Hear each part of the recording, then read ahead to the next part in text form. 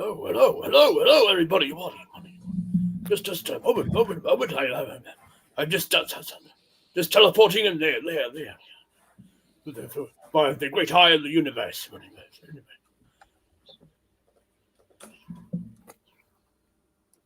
And there we are. Welcome all into the class there.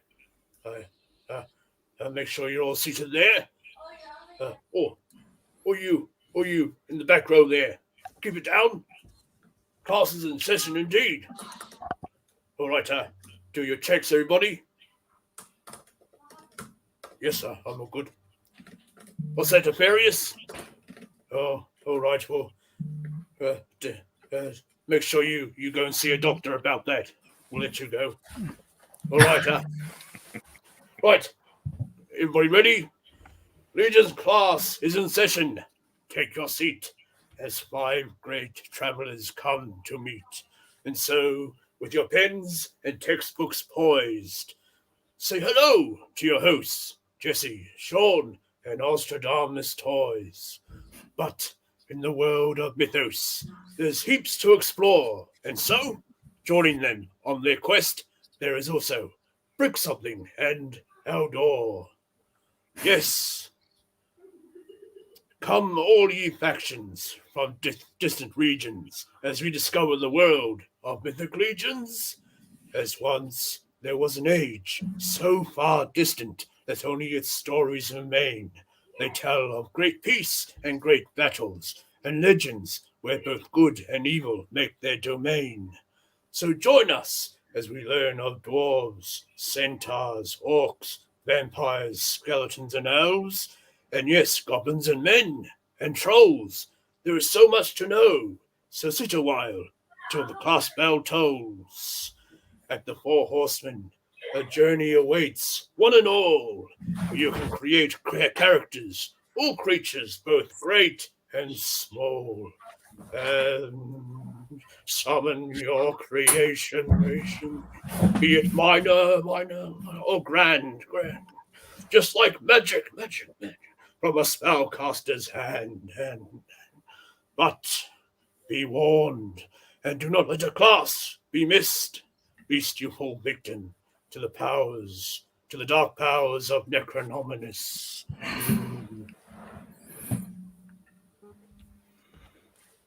And so, welcoming onto the class today, we have the following. Oz, Tradamus Toys, Jesse, Brick Something, and Sean.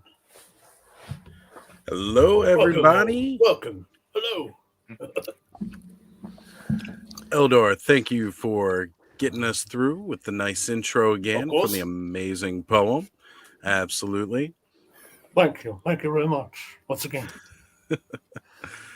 Oh, man. The chat is already hopping tonight, guys. Huge crowd tonight. Good to see everybody here.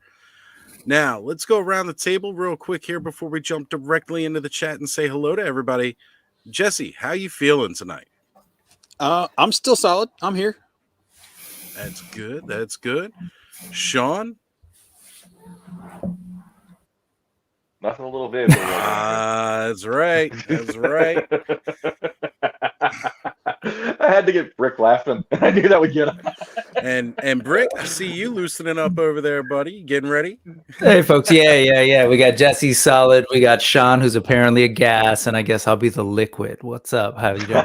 There we go, man. We just turned Legion's class into science class. Nice. All right. And Eldor, how are you feeling this evening, man? I must say, I'm feeling a bit drained there. Indeed. I bet, but brother. Otherwise, I'm good there. All right, so let's jump in here. Start saying hello to everybody because we're gonna have a lot to catch up on if I don't. So first one up earlier this evening that jumped in was, figuratively speaking, he was saying he just got home from work at the time, and he was taking the girls and the lady of the house out to the movies tonight. And he's going to watch the replay. So he's got to skip class, but he's got a good reason for it. So I'll allow it. And we've had this Master Versal toy hunter guy hanging around in the chat since early. Who's that fellow? You got a Must be little Outdoor Bob, I think. Or Sergeant Sloud, or one of those two. maybe stealing some of Duplico's powers and pulling some double duty.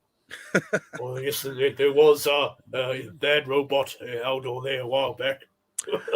Ooh. And then we've got Duchess of Darkness in here. Always Oh, my lady. support what we have going on in the toy community, you know, making splashes over in the horror narration community. And it's always good to see some of us over there on Wicked Wednesdays. Glad to have you here, Duchess. Thank you. Thanos Copter also jumping in early on. Good to have you, brother. Always, always. You know, certain names in the chat, it just doesn't feel like it's a true Ostradamus Toys Live without them. And well, Duchess, so far, pretty much everybody who said hi already. And Big old family there. That's right. Hashtag one toy family. We've got Nolan also in the chat, and whenever we have Nolan, Ray Black is sure to be right behind, or actually in front of. Sometimes I think she actually pushes him out of the way on her way to the chats, but it's good to have you both here. Thank you. Also, yes, you're not rolling without Nolan. I like it. Not rolling without Nolan. That's going to be the next hashtag right there. Nolan gets his own hashtag now. Indeed. Payne's Toy Samples has also joined us quite early. Saw him checking out Sergeant Slaughter's Slaughterhouse a little earlier as they had some games going on for a giveaway. Also with friends of the channel, Go Figure, as well as Toy Connections, doing a great job over there. Several other co-hosts as well. And we have Raven Eyes Studios in the chat joining us tonight. What's going on? Glad you could make it and be here. And we have the latest sheriff in town, My Buddy's Customs. He's going to be out there moderating the chat for everybody, making sure that, y'all stay safe out there because, in these rough streets of Ostradamus Toys Live. I'm kidding. Everybody in there is gentle as can be. But it's good to have you here. Thank you very much. And again, thank you for jumping on to help mod tonight, My Buddy's Customs. Pleasure to have you. And let's roll through. We have Carlo in the house, also joining us for another Mythic Legions class. Well, just Legions class, but, Scott Baker is here as well joining us. And Corey Berger in the house. Also, very very astute observation, Corey, that it was not Oz who started off the show tonight. But that's because Legion's class it's more about all of us. It's about the class, not so much just me. I've got 3 weeks out of the month where this show's all about me, and then also even postings about me and Connor too. Mind you, though, I could be the Wizard of Oz. Oh, that's very true. Very true. So we've also got this other shady character lurking about. Watch out for him. Brick something's in the chat. Oh man, I was congratulating Pains. He said he got his first couple of legions. If I read that correctly. I haven't gotten down quickly enough to that, but I'm glad to see that he's got those now. Because, oh man, it starts to become a deep dive. Indeed. And we have Dawn Roberts joining us again. Always good to see you, Dawn. Thank you for being here and supporting us. And let's see. Corey wanted to know, where was it? He was asking if there was going to be a test. And, I just let him know. I was glad he was here. No quiz tonight, but be ready for the midterms. Take your notes. That's right. Take notes and go back and watch previous episodes. Because we will test eventually. I'm assuming, maybe, I don't know yet. Figuratively speaking, managed to jump right back in and join us, which is great. Good to have you here.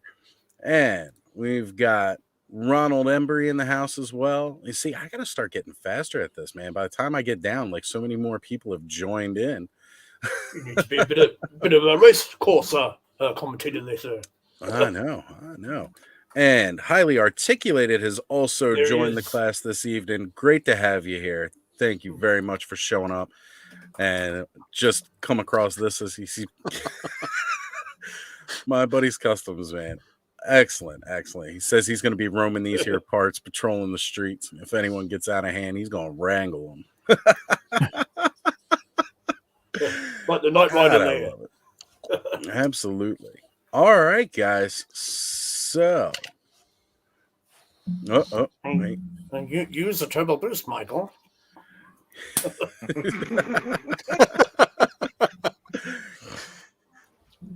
All right. Dun, dun, So yeah, Yeah, it roll was through just here.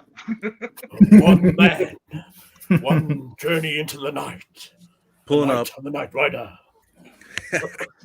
Scott Baker has got his cosmic test shot and his first AWOC character. This Yeah, one. had to comment on that. I'm officially jealous I got to agree. and happy Yeah. for you. Right, like we can be excited for somebody as well as be Mhm. a little bit jealous because now Scott owns Cosmic Legion, which anybody who's got that pre-ordered, they're still not going to see that for a while. But he got that test shot, so he's got that nice early access, kind of gets it in hand, which is great. And on top of that, Animal Warriors of the Kingdom already. Ooh, man, because that is another fantastic line. Oh man, I'm so excited to keep seeing more of those. But Animal Warriors of the Kingdom will have to be for another stream. Oh yeah. They are going to have to be another talking topic in another stream because the legions keep growing, and that's what we're here to talk about tonight. So Ray says not rolling with without Nolan, and it'd be that way sometimes. I'm gonna have him. Figuratively speaking, says he gets to join the classes. He said he wasn't going to be here earlier, so. Oh, okay. Excellent. Well, glad you can make it and you're going to be here for the whole class. We do mildly take attendance. We tend to remember who's here. So, guys, tonight we've had some big news drop. But before we get into that news, did anybody grab any picks since the last class? Since the last class, I did have a Legion's figure and her horse come in, and I still have not opened her. Let's go ahead and blow that up. She will be relevant to what we'll be talking about today. Oh, look, you can see my computer. So she came in, and the horse she rode in came in as well. And then beyond that, it's not necessarily Legion stuff, but I finally put in my Necronominus order in January, though, so have had to slow down a little bit as a result. Understood. Completely understood. And Eldor, I think you were grabbing a little something there. What do you have to show off for the class? Yes, we had a topple over just beforehand. I see. All sorted. Yes, I was hoping for one figure I had set up to purchase, but due to unforeseen circumstances, he couldn't be with me here tonight. So next month, perhaps. But yes, we just had the festive season before us, and yes, around Twins. then, the Four Horsemen indeed released their next figure, Obscura, action figure there, and this time it was Father Christmas there. So this was a fairly recent pickup I acquired out of the markets after we elves there trying to jump out of his pocket there. Can't have that. Bit of a long drop down there. So yes, he's a jolly old Father Christmas looking good. And indeed he came with a lot of goodies. So yes, that was the pickup there. As far as Mythic Legions goes. Or figure Obscura rather. Either but all done by the Four Horsemen. Absolutely. Of course. Gotta have the horse. Wait. I wanted to go ahead here. We're gonna highlight some of the chat real quick. And I know, Jesse, you actually have some new customs you've been working Yeah, I grabbed a couple that I finished up in the last week or so. Oh, now? Okay. I mean, Um, here. I thought you were addressing. I thought you were No. addressing comments in the comments. Yeah, I did kind of say it like that. So let me go through those real quick. You get yourself ready there. First, I want to, figuratively speaking, says he's speaking mid-class. Oh, that's when the real meat and the potatoes is going to happen. You shouldn't skip out there. Also, big shout out from Raven Eye Studios saying that one is great. Talking about Brick's picks, which has been awesome. Payne's Toy Samples saying he is ordering the Headless Horseman 2 on March 1st. So that is good. And Speaking Moistly has joined into the chat. Good to see you here. Excellent. Glad to have you with us. And Nolan says that's Christmas Eldor. It's not Father Christmas. It's just Christmas Eldor. Speaking moistly up at with the old mouth there. Always a good call. Always a good call. And Dawn giving you some props as well, saying she absolutely loves the Father Christmas figure.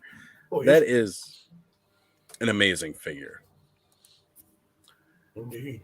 Now, Raven Eye Studios just says he just built first diorama for his first Mythic Legion skeleton builder. Seemed appropriate. That's fantastic. I absolutely love it. Good work indeed. And Scott mentioning he grabbed a Tiberius at a local toy show. Amazing. All right, Jesse, you ready to roll?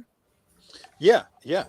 What? I don't know how the light's going to be on this, but this is the head and pauldrons and the chest plate. It's one of the removable plates that came with Sir Bardrick, or Valak rather. The parts are from Wolf, and the sword are all parts from Wolf King Customs on LaGuardia, and it's called the Lupus Rex set, the Wolf King, and I'll have this with me at ZoloCon next Saturday. Working with Len at the Wolf King table. Another one's a bunch of parts from Anthony House Seal and the Toy Forge on I don't remember. It was like part of the Lithioi figures, but the torso, the head, the sword, and the shield are all from Toy Forge. Love it. Absolutely love it. That's my Peggy Carter, Captain Carter tribute dwarf. I just thought that would be fun to do. Oh, yeah. So good. Colors. Yeah. And the last one this week, or for right now, is a mix of parts from Wolf King and there it goes. Toy Forge. It's the Chit Chat head that Emil Wickman sculpted live in the Wolf Den Facebook group with a bunch of people giving feedback. Backpack, all sorts of stuff from Wolf King and Toy Forge. So those are the ones I finished up recently. Those are great, Jesse. Thank you. Excellent work there, sir. Yeah, I just love seeing the colors. The bright colors on Legions are, are kind of different, and I love it.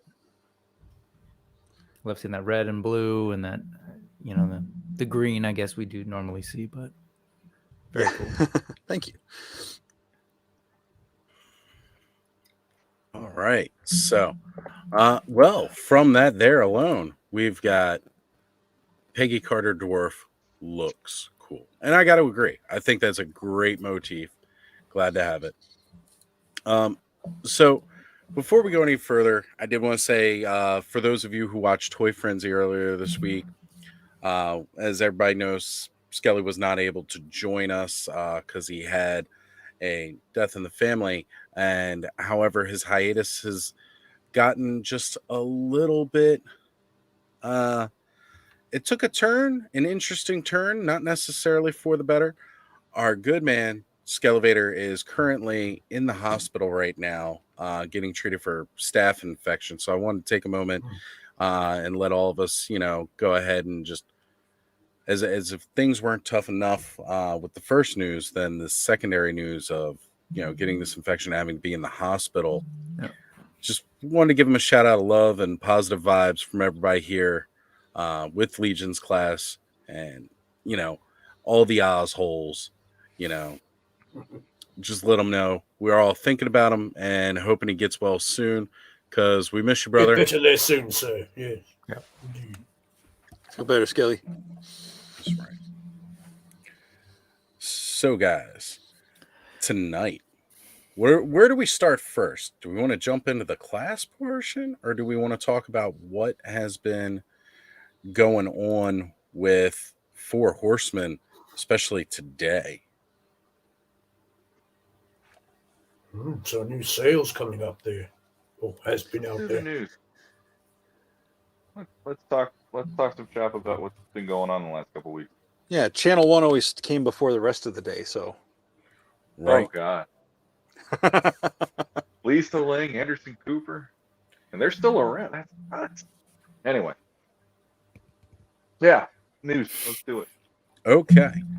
So, as we know, over the past several weeks, Four Horsemen have been doing some sales on test shots. And does anybody care to explain to people in the class who may not know what a test shot is? Sure, I'll take that one.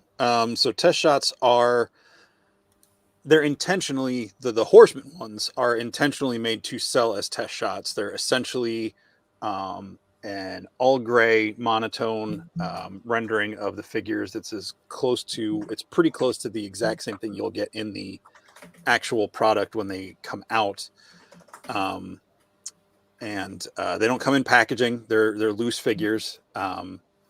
And you usually get most of the accessories, but what you get is what you get. So if you get 2 left pauldrons or whatever, that's what you get because they're such a limited amount that they make. But it's like a special way to kind of give people a little bit of kind of the behind the scenes look at the figure. So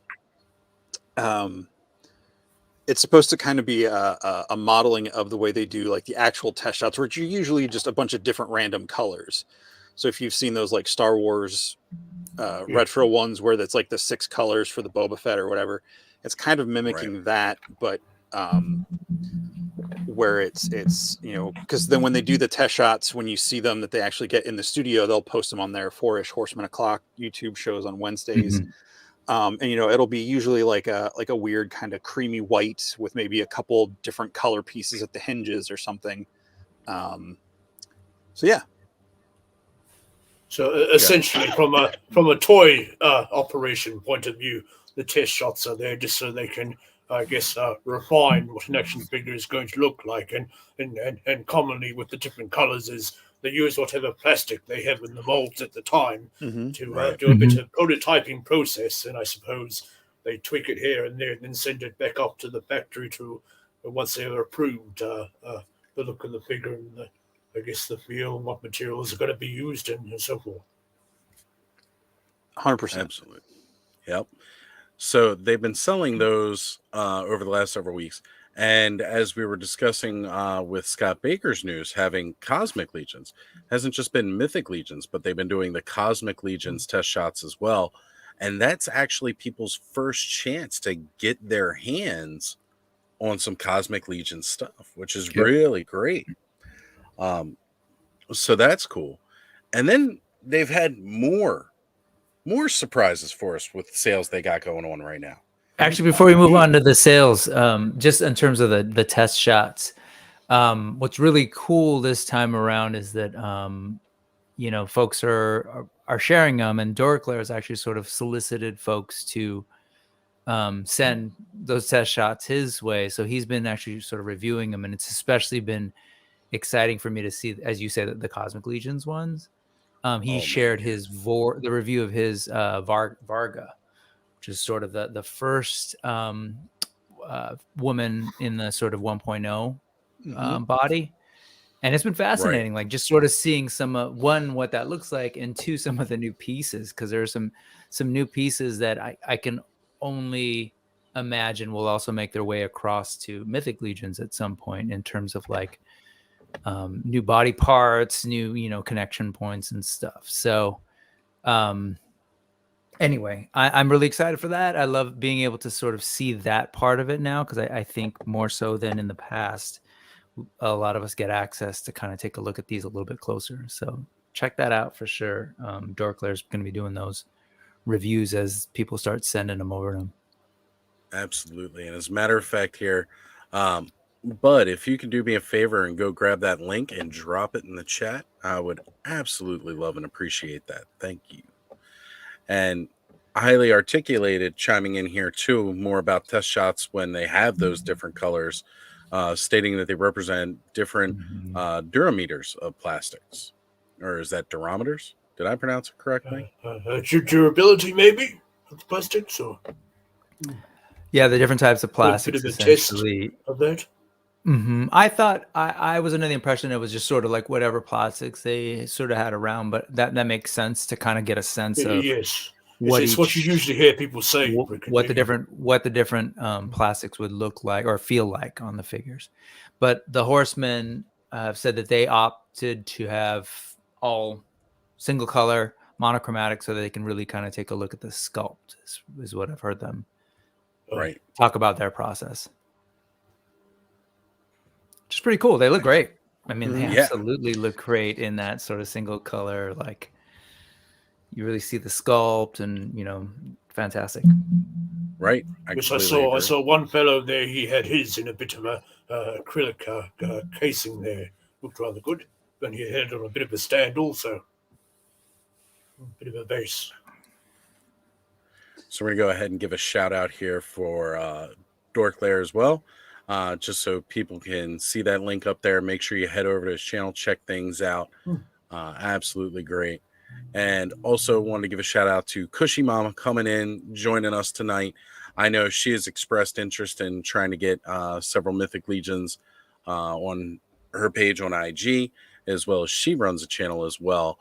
So if you guys haven't checked it out yet, go give her a like and subscribe and see what she's got going on over there. Big into the Marvel Legends, as well as Hot Wheels too. So thank you for being here this evening. Appreciate having you. And want to jump up with another comment here from Speaking Moistly. Yeah. Mythic Legions has some great figures, but they are expensive. I have to pick only ones I love, like Elithia, and can't get them all. We completely understand, and we've definitely always been very adamant about cherry picking. If you can't get it all, cherry pick. Enjoy the ones that you like. You don't have to like everything. But definitely the best way to combat against that is to try and pre-order directly from the Four Horsemen. Also, again, in such as Kushimama's difficulties in trying to get some Mythic Legions up there, I know Adam at Highly Articulated recommends, is it E-Collectibles, I believe? Yeah. And Adam, if you could, okay. Thank you, Brick, confirming that as well. So if you guys want to get some stuff at a reasonable price up north in Canada, check out E-Collectibles. Yep. And most of that is because of, they handle all the sort of the taxes and everything, and the customs. Sorry, the concept of tax. We're in the United States, so right. All right. Anyways, sorry, I'll stop on that. But yes, that it ends up being a good deal for them. And I'll say with the shipping and everything. It's even a good deal for me here because I got some stuff from them, and I've got the pre-order for the Tactics 2-pack is coming from them. So they were really nice to deal with. So yeah. Definitely, if you're in Canada, they're really good. Absolutely. And again, see, this is the greatest part about doing all of this networking and trying to get out there and do, because I'm learning a lot about everything that happens with trying to acquire these things overseas. I don't have to experience that living in the US. So I have been lucky on occasion to find them more locally from another collector. He seems to get them in, or either that, or he's decided he can't have his figures and he has to sell them on. So I've gotten a few off him. So that's been rather good. But I'm just waiting for the Mossman tribute in my pile of holding at BBTS. So that'll be my first overseas purchases were, but Mythic Legion's bigger. Excellent. Excellent. Yeah, we know the shipping to Eternia has to be insane. So, Oh, you know, it's hot. I think. Yes, it is indeed. so I want to say hello to SJ Curtis for being in here tonight. Thank you for joining us. Good to have you. Thanos Copter brings up kind of part of the next part that we want to talk about. Store Horsemen has some in-stock stuff right now on the site. Previously, con exclusive packs such as the Unknown One and the Fearsome Four. Gosh, I'm getting so excited because I'm thinking about them right now.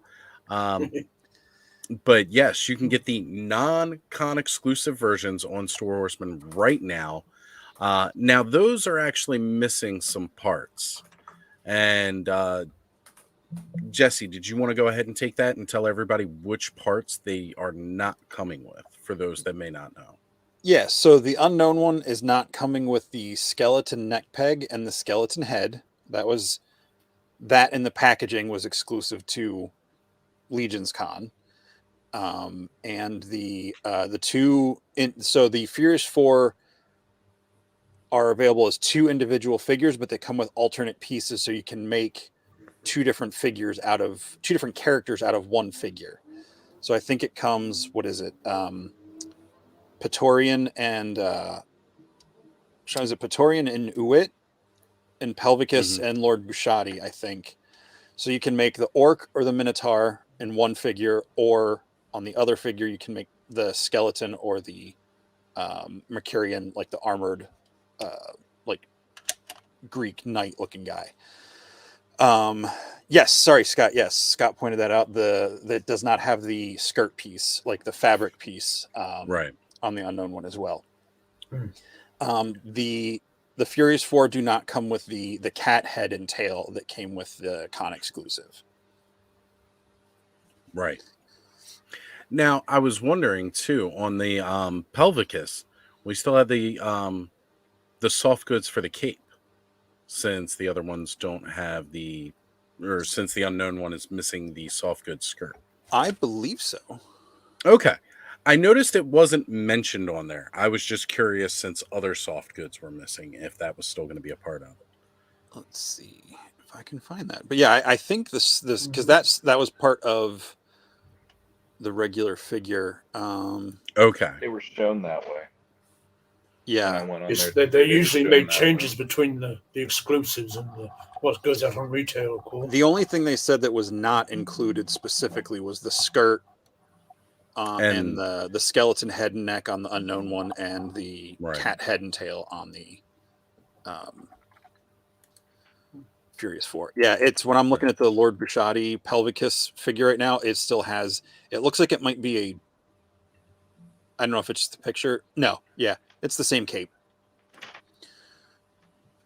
It comes with the same cape. Excellent. Excellent. Which I am glad, because I kind of want that. Speaking of which, did anybody place any orders today since they've been up? I did not.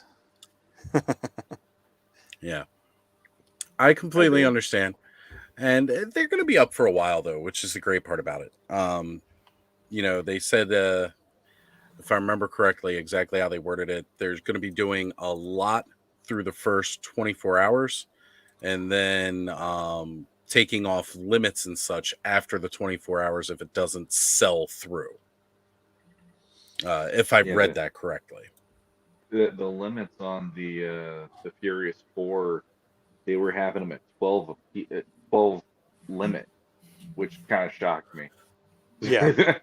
So, that was the way they did reinforcements too last year. You could get 12 of each figure for the first day or two, and then they open it up afterwards.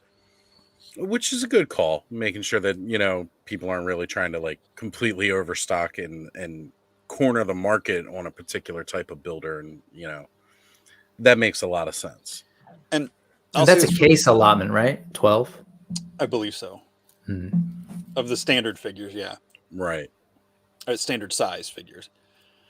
I'll say this though, if you don't get it during the sale while it's up on the site right now, I don't know this with any sort of inside information, but the Sir Gerard that came out in Reinforcements last year, which was a 2021 exclusive, he's been available at almost all the shows they've done, like the convention shows that they've been at in person as the Horsemen. So if you miss out on them now, I'm sure if you can get to a show later this year, once they go wide, not wide, but once they start doing the shows, that they'll start showing up there too. Excellent. And then that brings us into the next news, especially with the talk of the Cape, because I've got just a little gripe about this next piece of news that's going to be coming to us for sale on March 1st. Which, for those of you who don't know, the Headless Horseman is coming back. So for anybody who missed it, you can get it again. And everybody knows that that figure is what started me down this path in the first place. You know, I wouldn't be here right now holding this class if it was not for Figure Obscura with the Headless Horseman. And again, thanks to Sean, this guy right here. He, he helped me out, make sure that I had the Headless Horseman. And I love it. I think the thing is amazing. And now they've gone and done probably the worst thing they ever could have done, but also the best thing they could have done. They gave him the alternate colors of green with some more purple highlights included, it looks like. And then my only gripe about it is that they didn't change the lining of the cape from red to purple to go with the rest of that. It's orange. It's orange now. Oh, okay. Because see, to me, It is a still different looked color. red. Yep. All right. I can dig the orange, actually. That makes it almost even better for me. Like this figures. Purple and green matches your logo now. Oh, absolutely. And, again, I absolutely love green as like my favorite color. Purple is my second. So and on top the of Headless Horseman rides again. Yeah. Well, there's gonna have to be two in the collection now. Raven's Eye's got a good point. The green pieces are glow in the dark as well. Yep. Which is another big thing for me, as anybody who watches the channels knows. I love glow in the dark. It's like my favorite action feature. So, man, just can't wait. This is like the ultimate toy for me. You've got, the Headless Horseman himself is an amazing myth. And then on top of that, everything else going for this. And now that I know that cape is orange and not just red, that just makes it even better because I like orange too. I love pumpkins and jack-o'-lanterns and Halloween. Ooh. Well, with green, purple, and orange, you have picked like the classic comic villain colors. Yeah, and the villains are always the coolest, so I'm not worried about that. And as we know, we just had the Joffrey's Awards over on Toy Anxiety, and I believe that got was it Best Figure or something at the end of their show. Yes. So Scott Baker was saying, get yours at MuskyCon, I believe that is. Mm-hmm. So there we go, making sure we have that. Nolan mentioning that he's going to have to jump on that Horseman, and I completely understand. And, my buddy's Customs is saying, no, you're not talking me into getting the Headless. Oh, that's a cool looking figure. No. Look, you don't have to join us. Figure Obscura is great because you get one of us.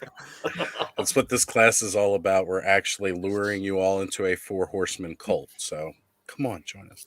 That's right. The cult's called the Cabal. We got you now. That's right. Yeah, the colorway, the variant on this thing is amazing. It totally just screams like Scooby-Doo to me. Okay. Yeah. With this very the realism of a Mythic Legions figure, but with these colors that are totally out of, like you say, like comic book cartoon production, right? You've got like the glow in the dark hooves too. It's fantastic. Mm-hmm. I was going to try to keep myself from sharing screen tonight because of the issues that I had when I did the sharing screen on Thursday night, but I really can't not. Solo players, was it? I'm not exactly sure what it was, but I've got to try at least, because for those of you who have not seen the beauty of this figure, it's ridiculous. So let me see if I can actually get this to work tonight. Go for broke, sir. I'm going for it. I'm going for it. So far, so good. Look at how gorgeous this thing is. Yeah, it just pops. I love that the effects on that skull. Sorry, pumpkin. Right? Very cool. And the green eyes, the green hooves, that little slight green tinge to the hair on the horse, the purple, like it just shouts. And then now I do see it quite clearly, Jesse. That is 100% orange in there. As a matter of fact, I'm going to give a second to let this thing kind of take over the screen here. That is gorgeous. It's a nice green ether magic there coming out of the head, indeed. Mm-hmm. Yeah, I mean, it just doesn't really get much better than this, Now, for me anyway. Anybody know off the top what the price point is on these through like BBTS or whoever? Is it It's about essentially the same? 70-ish or something, is it? Or 100 Oh, it's got to be more. I thought it was 135. Yeah, that's what I thought I saw in That the sounds post. about right, yeah. Because it's two Right. figures, essentially, I think. Mm-hmm. Normally, Yeah, the it's- horses on their own are about the $70 US mark. Yeah. The original one was 120, I want to say. Yeah. So that's not too bad for a variant. Just getting, like a couple bucks more, and you get something. Because how often is it where a variant actually is necessary, even if you have the original? That because I want that one too. When I saw it today in the glow in the dark, I'm like, heck yeah. That's gonna The look answer is awesome. it's never necessary, but yes. No, I know. That's what I was fishing No. for. Thank you, but no, Yeah. it's one of those times where like I can deal with not picking up a variant typically, but this is one of those times where this figure is special to begin with. It was amazing when they just released the original. This one to me is almost like it almost trumps the original with the bells and Yes. whistles with the glow in the dark this time because it'll look more spectral and more supernatural than the original could. Agreed. Yeah, I had to back off of getting the red Krampus. And I felt that, that same need at one point, but I was like, nope, I'm good. And it's the same with this one. I just have to, I have the original and I'm like, as much as that thing is really gorgeous, but yeah. And Payne's has it right. It is $139.99 plus shipping and tax where applicable. Right. There we go. Thank you very much. And I wanted to put that up there for everybody just so they understand. Whew. Guys, Yep, it's right. Like we're all just kind of like, ow, but at the same time, I got to say, after already having this thing in hand, I know it's definitely worth that. If you can budget, like, guys, I mean, aside from running out and getting approved for a credit card you shouldn't have, if you can't afford it, don't get it. Yeah, 100%. Like don't do that. There's nothing that's going to be worth. There's no toy out there worth going into debt over. But if you can manage to make it slide, if you can readjust, maybe even if you have something in your collection that you're just kind of like, you know what, maybe I could part ways with it and build up some more capital and get something new that you might like a little bit more in that collection. Well, and the nice thing is these are pre-orders. So these aren't in-stock orders. So especially if you order from and these are retailer exclusives. So they're not going to be offered officially outside of the official studio retailers,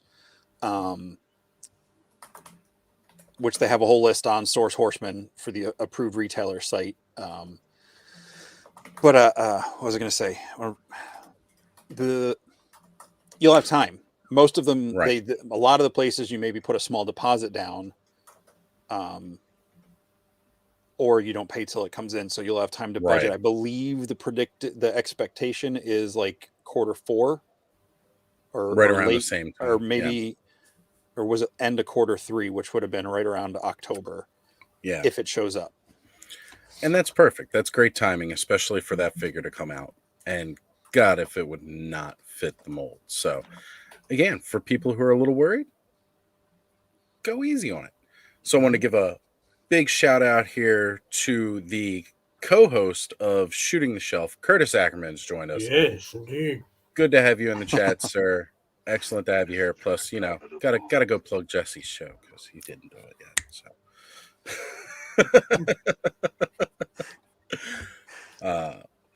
absolutely outstanding. Glad to have you here. Thank you, Curtis, for showing up. As a matter of fact, everybody who comes in from the Cabal, it's always great to have you here and join. Because I know my page is mostly Motu. I try to talk about some other toys when I can. As a matter of fact, next week I'm going to have another really good show coming up that's not going to be Motu related, but it's going to be a really fun hangout, and we're going to be talking some other stuff. But I'll talk about that more later. I'm sure Curtis wouldn't mind a little Motu talk, but sure. Oh, I'm sure he'd be all right. Before we move on from the news. Oh, no. We got at least another piece that may be coming. And Jesse, take that away because you know more about that than I do. So, I mean, I know the same thing that everybody else knows. In that post from Four Horsemen Toy Design on Instagram and Facebook and everything, and I'm reading this from their site. So the Spectral Green Figure Obscura Headless Horseman, retail $139.99, will be available from retailers beginning 12 p.m. Eastern, 3/1/23. So just a little less than 2 weeks away. Stay tuned for more reveals soon of this Four Horsemen retailer appreciation wave. Mm-hmm. So there's going to be multiple figures of some sort. We don't know what. Yeah, it's part of the wave. Exactly. Yep. That's what we were building up to. Highly Articulated is on top of it, letting us know too, which is fantastic to see people coming in. People know what's coming, and they're helping spread the word as well as we are, because it's growing. I see it more and more. More and more people are talking about Mythic Legions. They're talking about the Four Horsemen and what they're doing, and it's great because these guys, I mean, they're phenomenal, absolutely phenomenal. Always have been in every project they have ever worked on. So it's good to see more and more people are jumping on board and getting involved. I see too a lot more people having the figures in stock aside from We're in class. I'm raising my hand. Stop picking on me. And the Four Horsemen store, of course. One more thing in news, actually, because this came out since our last session. This bad boy. Oh yeah, went out to PowerCon as an exclusive for PowerCon. It's Demistros, if I got the name right. And there is a PowerCon version that will be. He's going to have a little more bells and whistles, but they have not told us what that is yet. As far as I know, at least. And then there will be like a standard version out after PowerCon that has a little less, kind of like what they did with the Furious 4 and the Unknown one. And that news just came out the week before last. I want to say the 10th. Right. And so that's out there as well. So if you're heading to Ohio for PowerCon and you're a fan of the Horsemen, there you go. And apparently that has no connection to Mythic Legions or Cosmic. It's going to be its own little thing that they're doing, kind of like Figura Obscura now. So very nice. Yeah, they're just planting seeds left and right. Oh dear God. So yeah, they know what they're doing. They do apparently. Yeah, it's been working well. What's going to sprout out next? Indeed. Right. And we got Speaking Moistly just mentioning the fact that they are the best figure sculptors.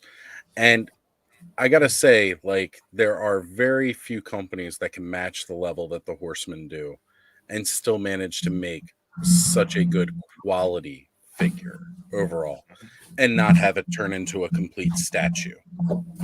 Yeah. There are some. There are some that are just as high. Mondo comes to mind in a lot of their sculpting and what they do.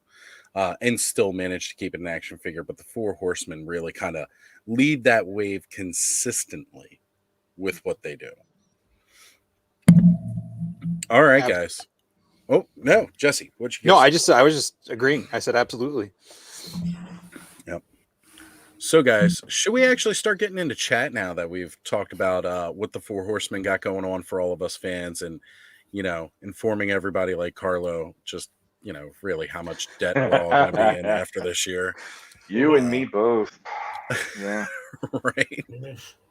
that's a whole nother podcast. Hold with that old There's a lot monkey more on your back, crying on indeed. that one. So Sean and I are going to start a new podcast called, Tears of Toys of Woe. And It'll be Sub Dad's in debt. They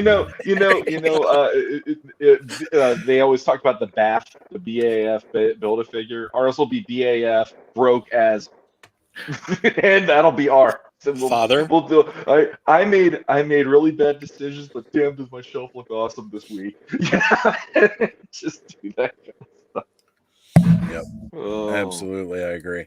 And Raven's Eye Studios also jumping up, talking about the Savage Crucible line looks great as well.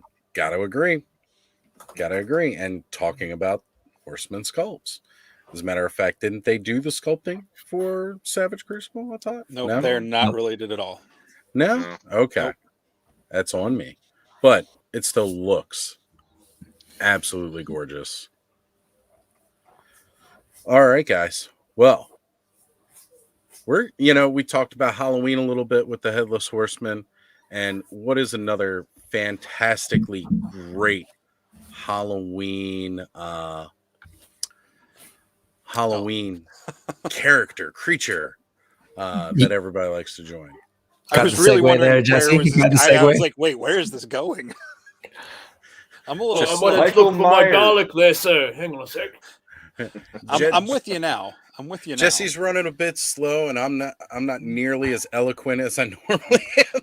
My Wi-Fi is fine. My internal Wi-Fi is lagging. Right. You might need to put a bit of a stake into an internet company there, sir. Here's the Baron. That's something I could sink my teeth into.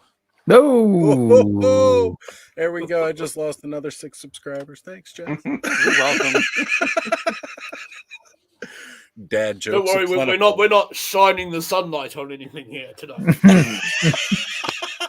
They're all leaving, walking out the door right now. I love it. It's worth it for every dad joke we can make. Was it onlyoz.com? Osley fans. That's where he does some creative posing with his Very fingers. creative posing. There's lots of Vicks involved. Vicks Vapor Rub, yeah. He will pronounce his undying love for you all there. Oh, there it is. Man, Eldor, you got it. I You love king. it. He just rolls with them. Yeah. So if you couldn't tell from all the really bad puns and everything that we're doing, we're going to be talking about vampires tonight, guys. Vampires. Not one vampire, not 2 vampires, not even 3 vampires. Thanks for handling the vampires.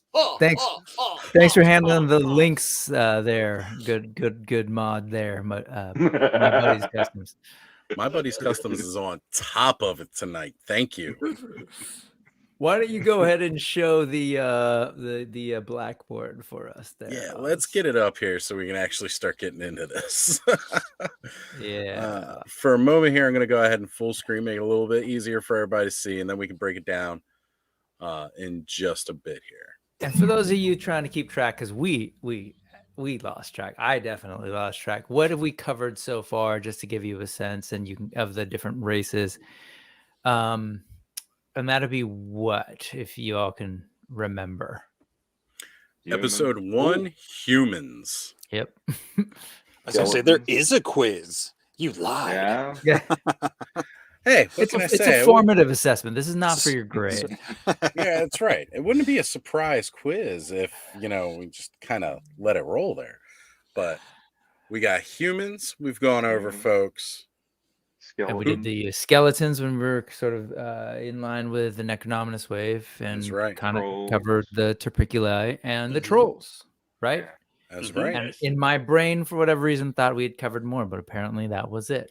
It's because we're So dreaming of legions. yeah, so we're heading down here today. Yeah, Got That's some where we're new rolling. blood there, I see. let's Oh. check it.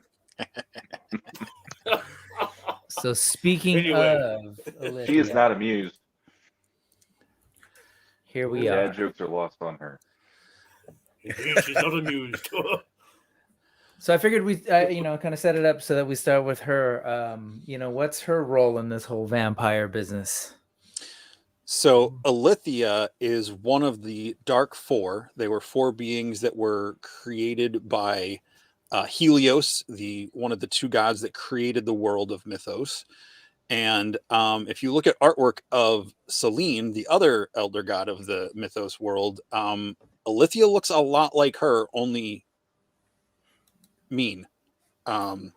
Very similar sculpt designs to the original artwork there, which I think is intentional because Aether looks like Helios. So she's the original vampire, the first vampire, and so she is one of the Dark Four in the Four Horsemen catalog of power sets. The vampires represent famine, as in like the ever undying hunger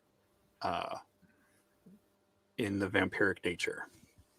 And she has her supreme ultimate bad guy weapon there, that set of scales called the Soul Spiller, which is one of the kind of fabled mythic legendary weapons in the realm of Mythos. Just an overall gorgeous sculpt on the figure and the horse. Like everything about this figure just screams like, Queen of the Damned, not that Aaliyah was any, she didn't do that title justice. As a matter of fact, rest in peace, Leah. We miss you.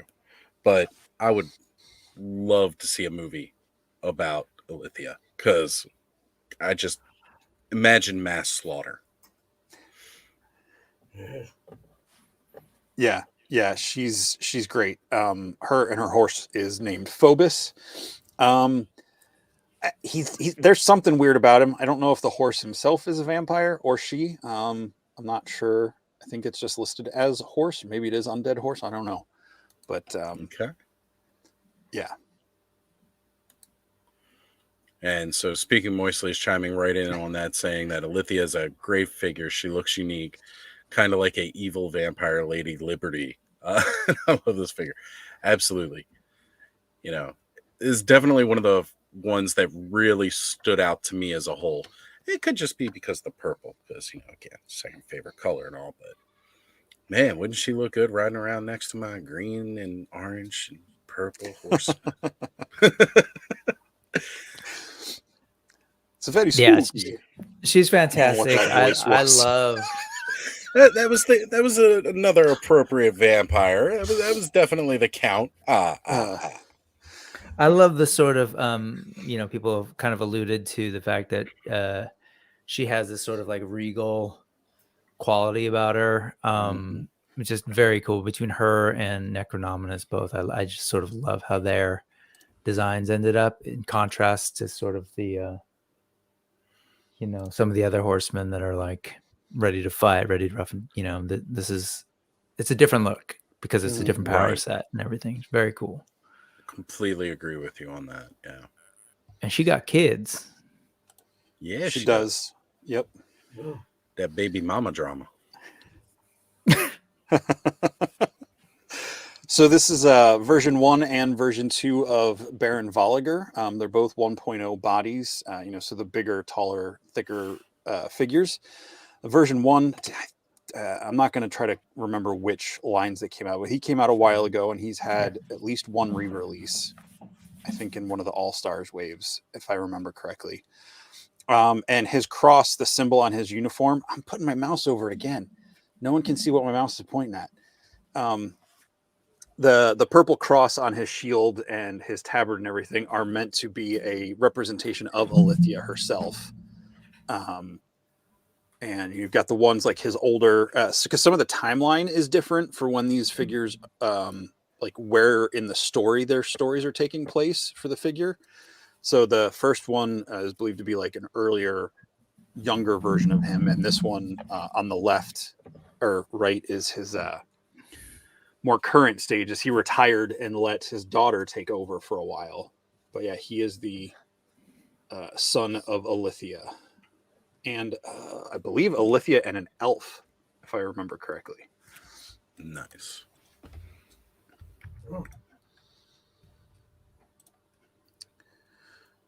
Yeah, and you can't really Yes. see it too well on his armor, but you know, her image Mm-hmm. is dead center. I love the sort of Geiger of it all, really, of this family. Well, and the other thing that I Love like it. about it too is because here, Brick, you want to hold that up? I'll solo lay you out. Yeah, this whole trick. I don't See know if if this it works. Details on that figure are insane. Come on, yo. I don't know. It's not trying to focus, but I mean, it's still just a gorgeous figure overall. What I don't do think got we're here. gonna- What do I got here? What do I got here? No, no, no. Anyway, gonna you be- get the idea. Right. Limited by tech. We try. We try.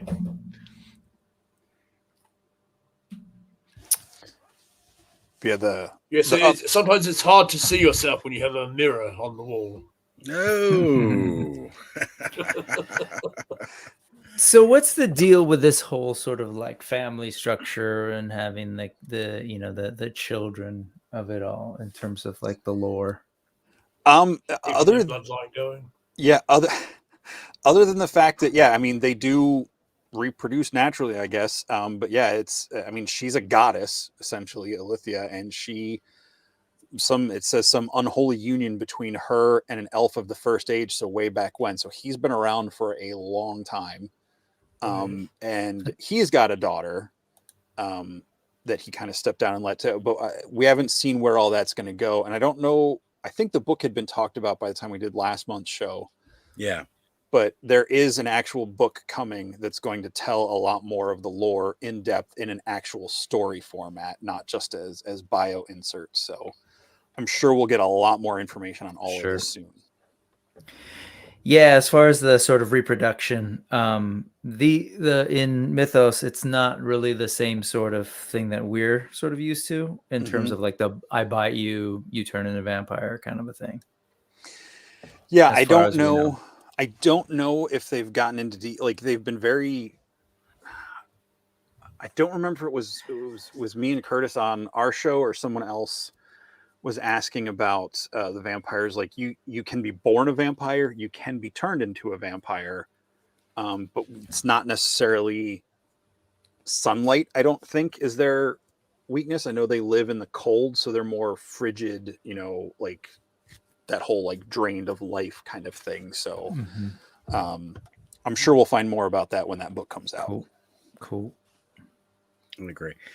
I wanted to mention too about the fact that he has this whole, you have that role as like a crusader within the Mythic Legions with the noble knights and everything like that. And then he's completely flipped that, even with using like their own symbolism, but her symbol and displaying that in the same manner. I think it's great. It's really, really, really amazing. Yeah, because the three lines going, what do you call that? Not horizontally. Horizontally across are meant to be like her arms, and then the arms of the like her coming off her back. And the cross on the Templars is the sword of Etheron. Right. Yep.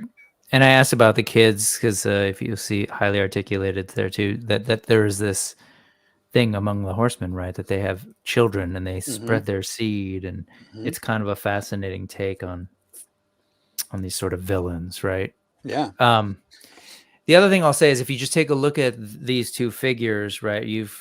We've said it in the past that like with this line, if you're, when people have said it's really expensive, if you're really trying to like spend a lot of time to go back to and gather all figures, like definitely more power to you. And I'm just totally speaking for myself. But if you take a look at these two figures that are, waves apart, the best figures are always to come. Like it just seems like they keep stepping their game up when it comes to the production of these things and the design of these things. Again, the original is great, but if you just look at the amount of sort of detail and what they're able to do with even just, it's not the most like, it's not like some of the CGSM soft goods that we're seeing now, but that fur is really gorgeous, like on this character.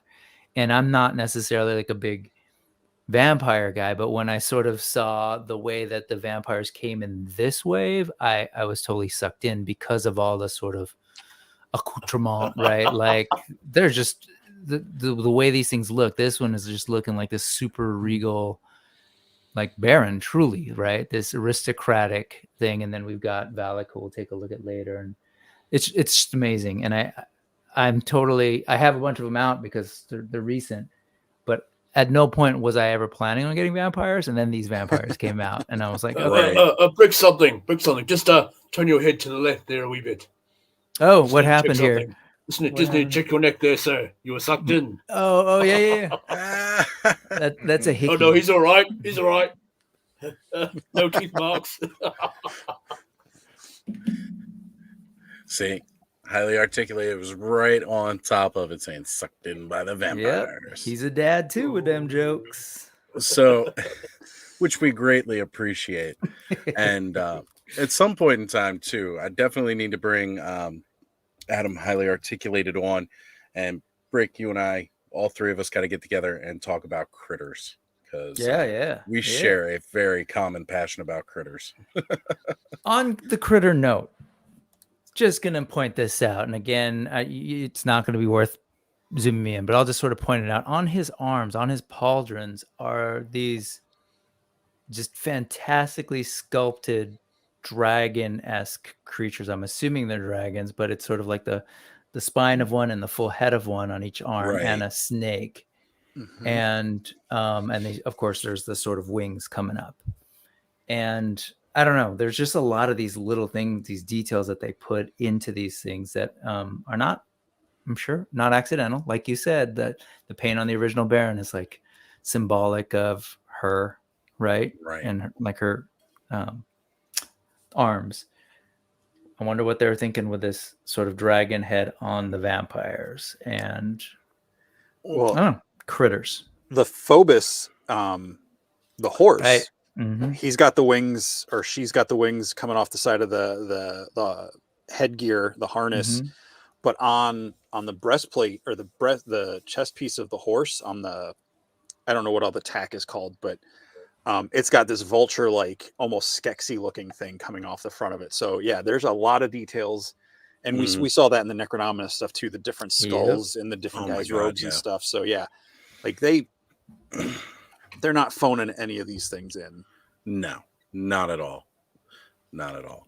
And you could do what I'm doing, is just sitting here staring at this thing. So yeah, it's what we all do. We've all been feasting our eyes.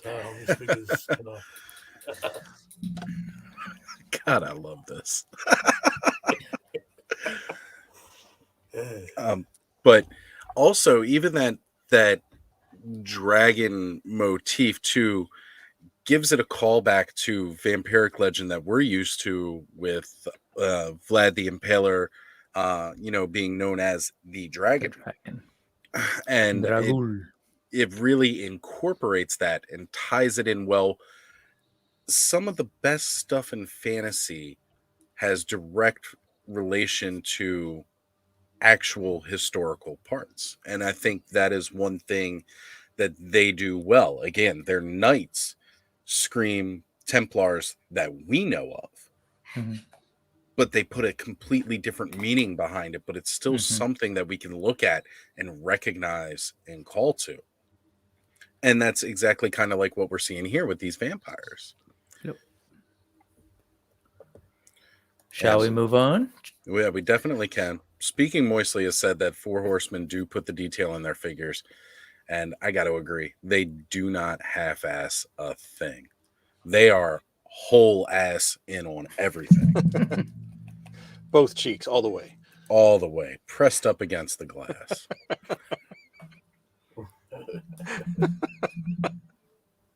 I don't know how I'm supposed to continue. You got to work through the tears. Just work through them. It's tough, I know. So this is Lucretia. This is Baron Voliger's daughter, who he rescinded leadership of the faction of the Ilithia's brood to her because he was just tired. So we see him with all those furs. I just imagine him like just sitting in a cold, ice dusty castle just waiting. And now that his mom is back, he's like, oh, time to do stuff. But yeah, she's a 2.0 body, that really striking black and purple color combination.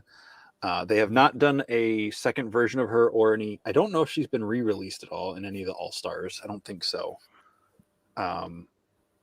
Someone can correct me if I'm wrong about it, but I believe her head and that neck piece are unique to her figure at this point. I just think absolutely gorgeous overall. Yeah, I included the sort of profile view because I love what's happening with her nose too, and it's just so many really, really smart decisions in these. I love it. I've never seen this figure in person, but just kind of looked at her online. But I certainly love, like, again, you've got kind of a whole vampire theme going around with it. The way the 2 pieces of the hood come back, and again, they kind of look like her ears, as well as they just remind you of fangs, the 2 daggers. She's got twin fangs in her hands. You know, I mean, it's outstanding. And I'm not saying that's exactly what they're supposed to call, but that's what it calls to me on these designs. And it looks good. Looks so good. Yeah, I'm hoping they do a version 2 of her so I can get her. Right. Yeah, I'm totally in with you on that. Yes, it'll take a bite out of the old wallets there for sure. Oh, more of it. I need to. So let's move. So that's the grand. I guess she would be the grandchild, granddaughter of Ilithia herself. Yes. Yep. Now, So another ankle biter. My personal ankle biter. But my absolute favorite same. of the vampires. Bellically. Yes, without a doubt. And again, the purple got a freaking, he's a falconer. You know? Yep. He's the first one to come with a companion. Yeah. And everybody just talking about how the whole vampire faction looks awesome. And yeah, they really do. I mean, I know vampire is probably not for everybody. I've always had a slight fascination with vampires my whole life. You know, just all things that go bump in the night in general. But, I mean, seriously, just looking at him, it puts me in awe. So, tell us more, Jess. So Valak is he's a tracker, and he's you know, a scout for the brood and everything, and his falcon Cinder helps him in that way. I'm not sure. I don't think they say anything about them having some sort of. It says he serves as additional eyes and ears in the wild, but it's not. I don't know if there's like a symbiotic. I'm not sure what sort of inherent abilities vampires have in the world. I don't think they've gotten too deep into that yet. But yeah, just this guy's really cool. Again, new head sculpt. This is one of the first. This wave that he came in, the Ilithia wave that came out last year, introduced a lot of these parts: the new legs, new boots, arms, gloves, the chest, the torso piece with the. I think they've made 3 chest plates in this wave that were slightly different. Right. Yeah, just almost everything on this guy is new. Yeah, he's one of my favorite figures in the vampire faction, the Elithia's Brood. Yeah, and a lot of people are saying, why didn't he come with a bat and all this stuff? And I'm like, I like that that's not just. I like that they evoke bats, but I like that they're not tied into just bats. Like, I like that there's a different, like you were saying, a different twist to the vampire lore in this world than just what we have here. And I think that's key and important. Like, I can't say that enough. I really feel that part of it is insanely important to do. Yeah, and this is one of the figures I have the most of besides Legion Builders to use for customizing. Just that whole different set of armor and like the leather and everything has just been really, really fun to play with. Jesse, do you happen to have a spare one that's complete? No. Dang it. I'll get one. Did he donate a bit of plasma there, sir? Oh, I might. I just don't know what I'm doing with it yet. But yes, there is another one of these guys in here. And actually, just to kind of talk about the horsemen of it all, the horseman that we were just talking about is essentially this figure. Oh yes, from the neck down minus the pauldrons, right? The headless horseman. Mm-hmm. Just to give you a sense of just and they're very similar, obviously, but it's just amazing to see them totally rework that into a completely different character, which is, I guess, what you're looking to do, Jesse. Mm-hmm. Yeah. Yeah, I think so good. This hood is just fantastic. Yeah, I agree. Yeah. I mean, it's better on the big screen. What that photo right there. That's why I wanted to show that sort of side view too, or that 3/4 view. So much depth, right? And actually, do you happen to know? I know we're kind of bouncing around from the actual lore to the figure, but Jesse, have you messed around with pulling this head out of the hood at all, or seen people? I've seen people do it. I have not done it yet. It's just like it's glued in at the scalp, like the other hooded figures have been. Yeah. With a little bit of water or hair dryer, you could get it out. Bit of holy water there. Yeah. Yes. But I've seen other people take them out and put other heads in there. I've seen skeleton heads. I've seen someone take I want to say I saw someone take the Sir Bardrick head, the elf, and cut like his hair off and put his face in there, I think. So yeah, it's a little bit of work. It's not as easy. It's not a pop and swap feature, but if you're into slightly modifying, customizing, you can do it. Yeah. Yeah. Awesome. Anyways, he's gorgeous, and I love the colors, the way the colors pop in that photo series in particular. That's Trevor's shots, right? Sean, do you remember? Was he doing the stock photos for these at this point? Yeah, I'm pretty sure. Yeah, I think he started with the Aerithir wave, right? Or after? And no offense to whoever was doing it before, but you can see the difference as far as the lighting and. Mm-hmm. Speaking of which, I better get some water out there. Bit dry.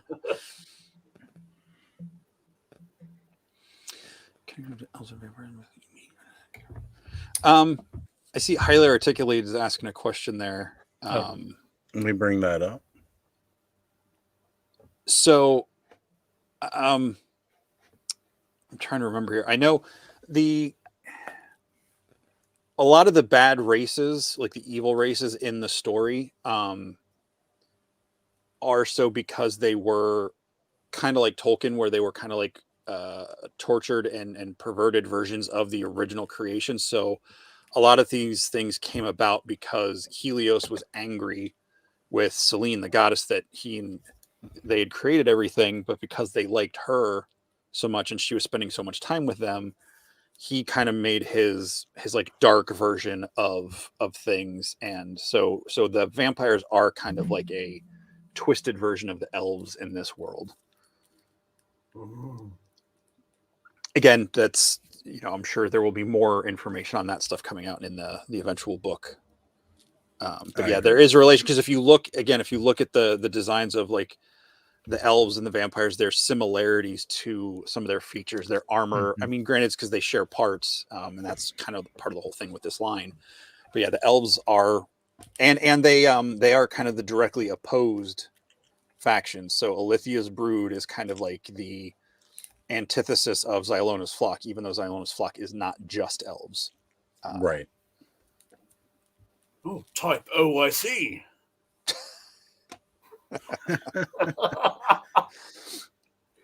Here we go. Oh, did I miss one? Sorry. Yes, typo, blood type. Yeah, bit of a pun there. So just this, right here, this Mythic Legion vampire faction looks awesome. And Scott Baker saying the fact that he wasn't a vampire guy until he got a Legion vamp in hand. Same. Yep. But it's really kind of the way it goes. Like the modern day vampire in pop culture is very romanticized. But in history, they were hideous, horrible monsters.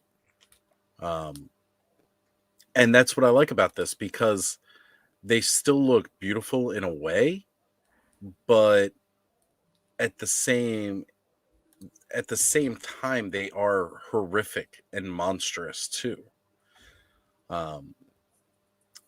But I got to agree, like really, really just incredible done and great factions.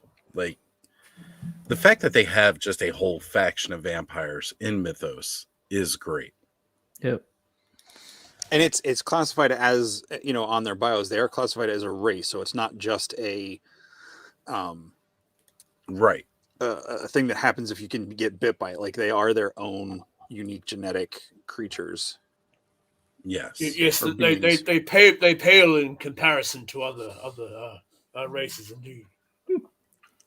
So, quick shout out to Sergeant Slaughterhouse. Oh, Thank you for stopping sir. by, Zazel. I was catching your live before we were going live earlier, and I had to bug out a little bit earlier as we all started to chat here before the show, but definitely great stuff going on there.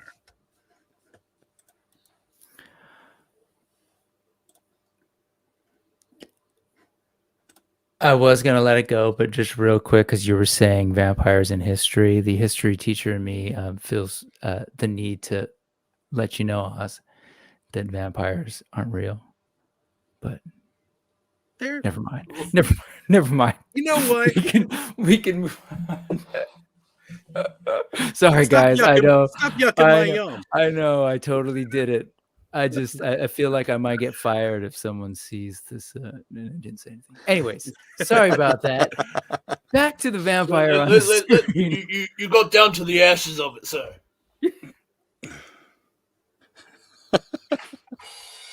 A bit too much sun on the tree.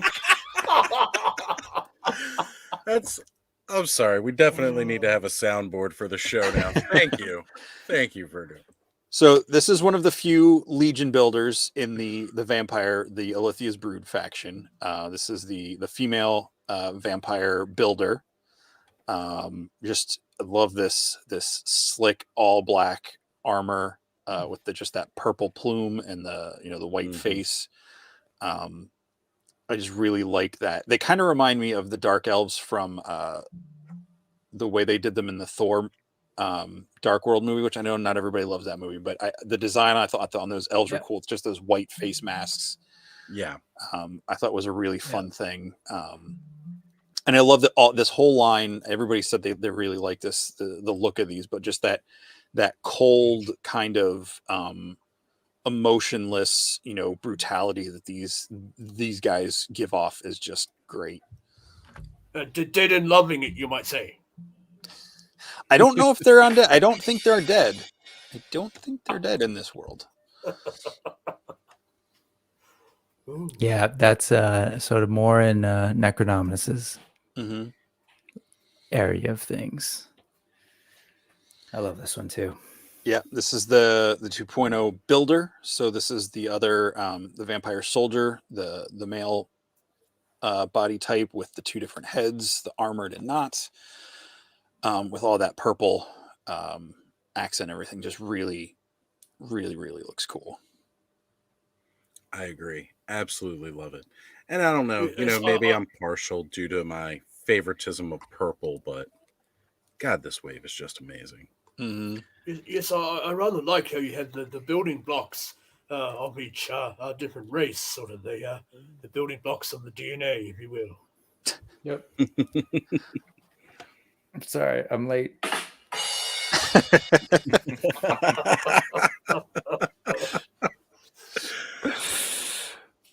What's with all this symbolism? Man. Woo! We're going down the wrong path there. Sometimes you just gotta drum roll. Oh. Unsubscribe.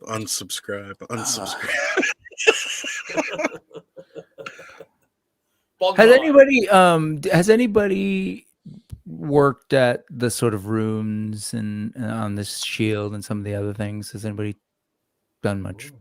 I talk have about not that? looked. I don't know, because they use this shield on several different figures, so Yeah, I don't yeah. know if it's a generic thing or if because I think the shields is the same, and it's used with heroic figures and the evil figures. So I'm not sure. Right. I mean, separate from it being a vampire thing, just in general, is there that level of conversation around? I don't know. both of these There- things? Okay. That Just that wondering. shield came out well before I got into the line, and I have Sure. not I've not even thought to look that up. So that's a question I'm gonna have to dig into. I see we do get runes, so sculpted into the sword that comes with the barbarian Legion builder. Figure. Yeah, it's pretty amazing stuff. You'd say they ruined it. Oh man, I'm sorry. Sort of. So this is Carpathius. He's another one of the named characters. He is a swordsman for the high-ranking member. He's a high-ranking member in Ilithia's court. But yeah, again, just that purple and black just really pops. They reused this head later on a character we'll get to in a couple, I'm sure. But yeah, just he's got that bulky 1.0 build. Again, just kind of just sticking straight through the uniform look of this line, and I love it. Yep, absolutely. And that's Salem's Lot, indeed. Speaking of, Yes. Yes. So the drummer's getting tired, guys. Would you say these puns are getting a little long in the tooth? He's back. Yes, we are being rather pundit tonight, aren't we? So we'll give credit to D Amazing for this photo, since it does have his nice tag on there. Sean, why don't you take? I actually added that there. Oh, you did that. Okay. When it's not, when it's not the sort of like Horseman ones, I try to, and Trevor often has his on there. Okay. And D Amazing didn't, so I wanted to make sure it was on there. Very cool. Sean, why don't you roll with this guy? This one's Lord Dragul, and he is one of the PowerCon tribute figures. Is that the proper term? PowerCon debut. PowerCon debut figures, and he would basically be the Hordak for their homage to Masters of the Universe, and he comes with a separate head, and he's got the Hordak coloring on the head with the vampire, and he also comes with a little blue impish looking skull that you can put on the axe, which is pretty fun too. Yeah, it's really cool. He was the only vampire I had for quite a while. Now, when they do these tribute figures, or are they still kind of work in a story, right? That within the world of Mythos, right? Yeah. They work them into the story, but they're not. If those characters don't show up in any of the official Right. book or video game, like don't be surprised. Like Sure. they're, especially like if there's a new race or something, like the Swale Goblin that Mephitor is, the Yeah. Stinkor tribute. You know, they like those types of goblins exist, but like these characters are not going to play like a significant role in the story because of their homage nature. Yeah. They're your smoke. They're neither there or here. Yeah, it's like yeah, it's the Star Wars Legends of it all, or EU kind of thing. Yeah. But it's still cool. Yeah, it's fantastic, and as Sean was pointing out, I love that they've worked in all those little details, like the imp Yes. that's seen here. It's awesome. Yeah, just the colors on this one of all the PowerCon debut figures, I just like they definitely look different than the rest of the line. They do have like a flatter look to their color scheme, but this one works. I think was one of the best looking ones as far as blending in with the rest of the line. Even though he's got the blue arms and legs, it's such a cool presence on the shelf. And again, like we were saying with your Peggy Carter custom, I love when we get these sort of like pops of color that we wouldn't normally see in the line. It's I don't know, very cool. And then here's the him leading the troops. Mm-hmm. It's very cool. A bit of a blood cell there. The what? Bit of a blood cell there.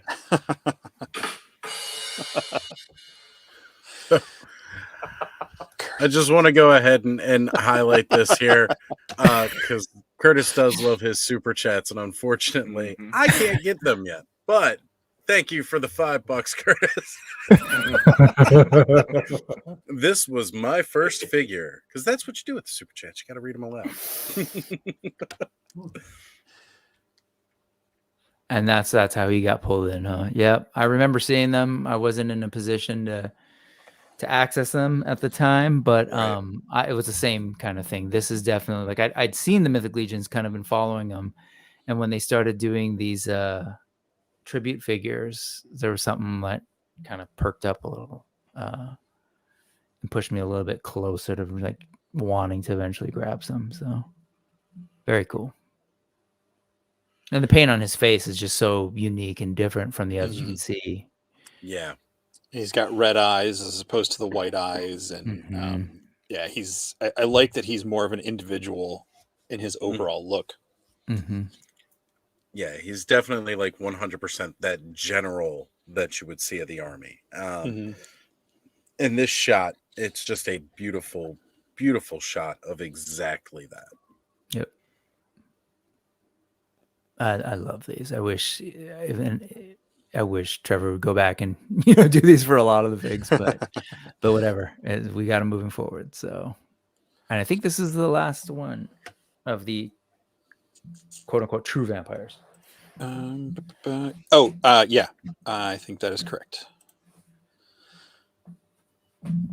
Sean, I know you like this guy too. Why don't you take him as well? I mean, that's the thing. The vampires, I'm very iffy on, but Vorgus Vermilius, this one, they call it the blood armor, and anyone who wears it, it just sucks the life out of them eventually.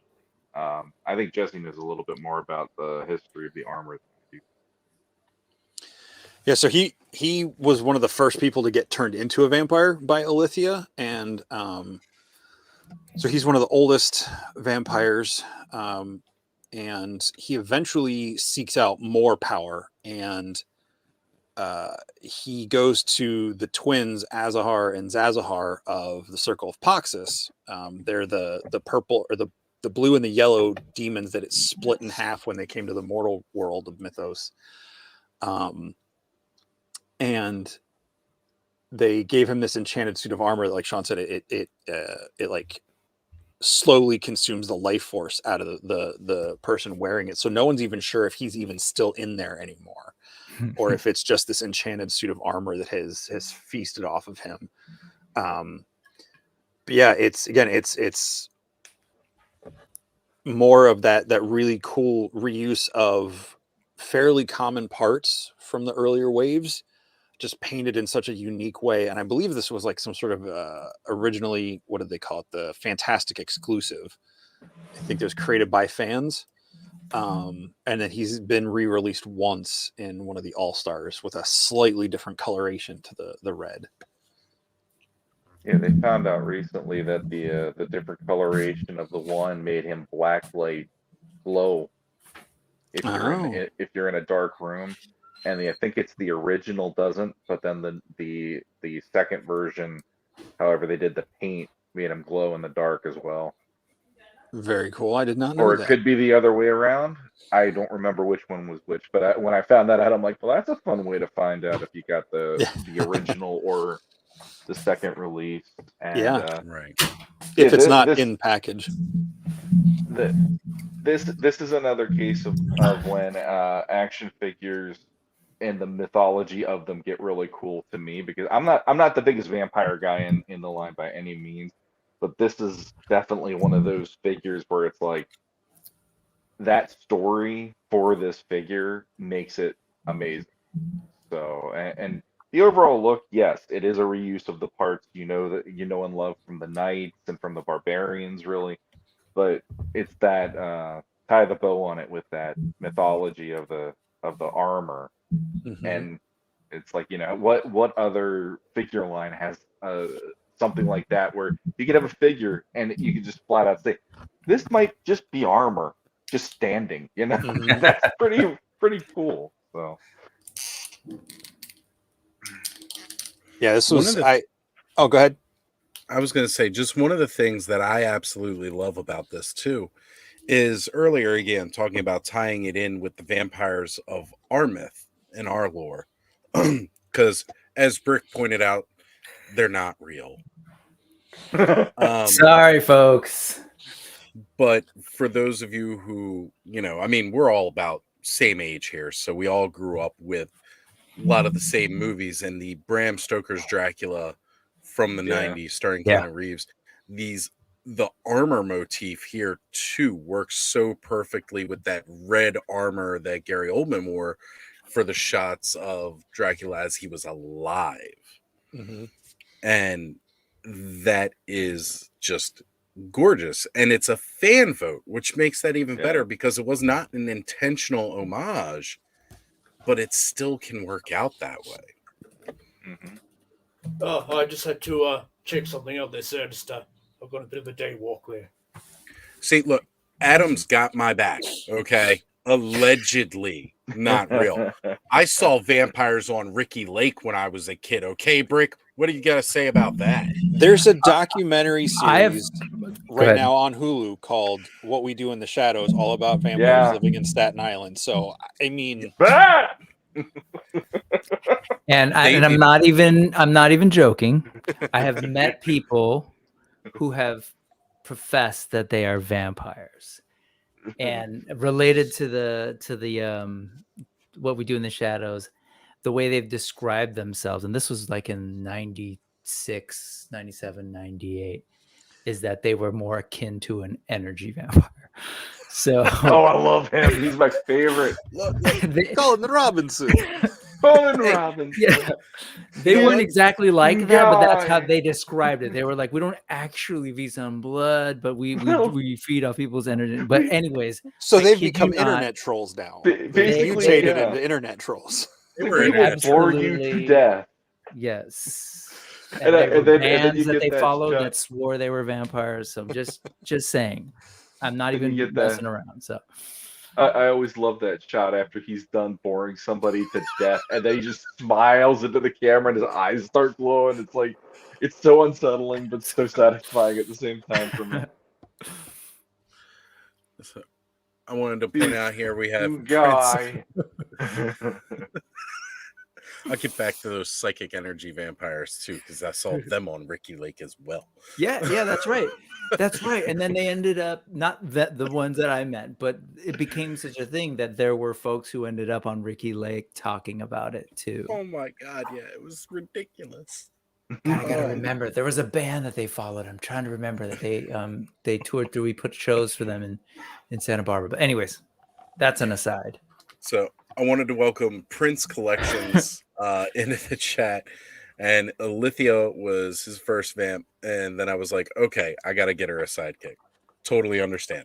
Completely understand. I do hear they say Prince was a vampire, hence the purple and the. Hey, it works for me. I love Prince. All right, where are we going now? Oh, so I guess now we got the vampires, and the vampires are known for their experiments, right?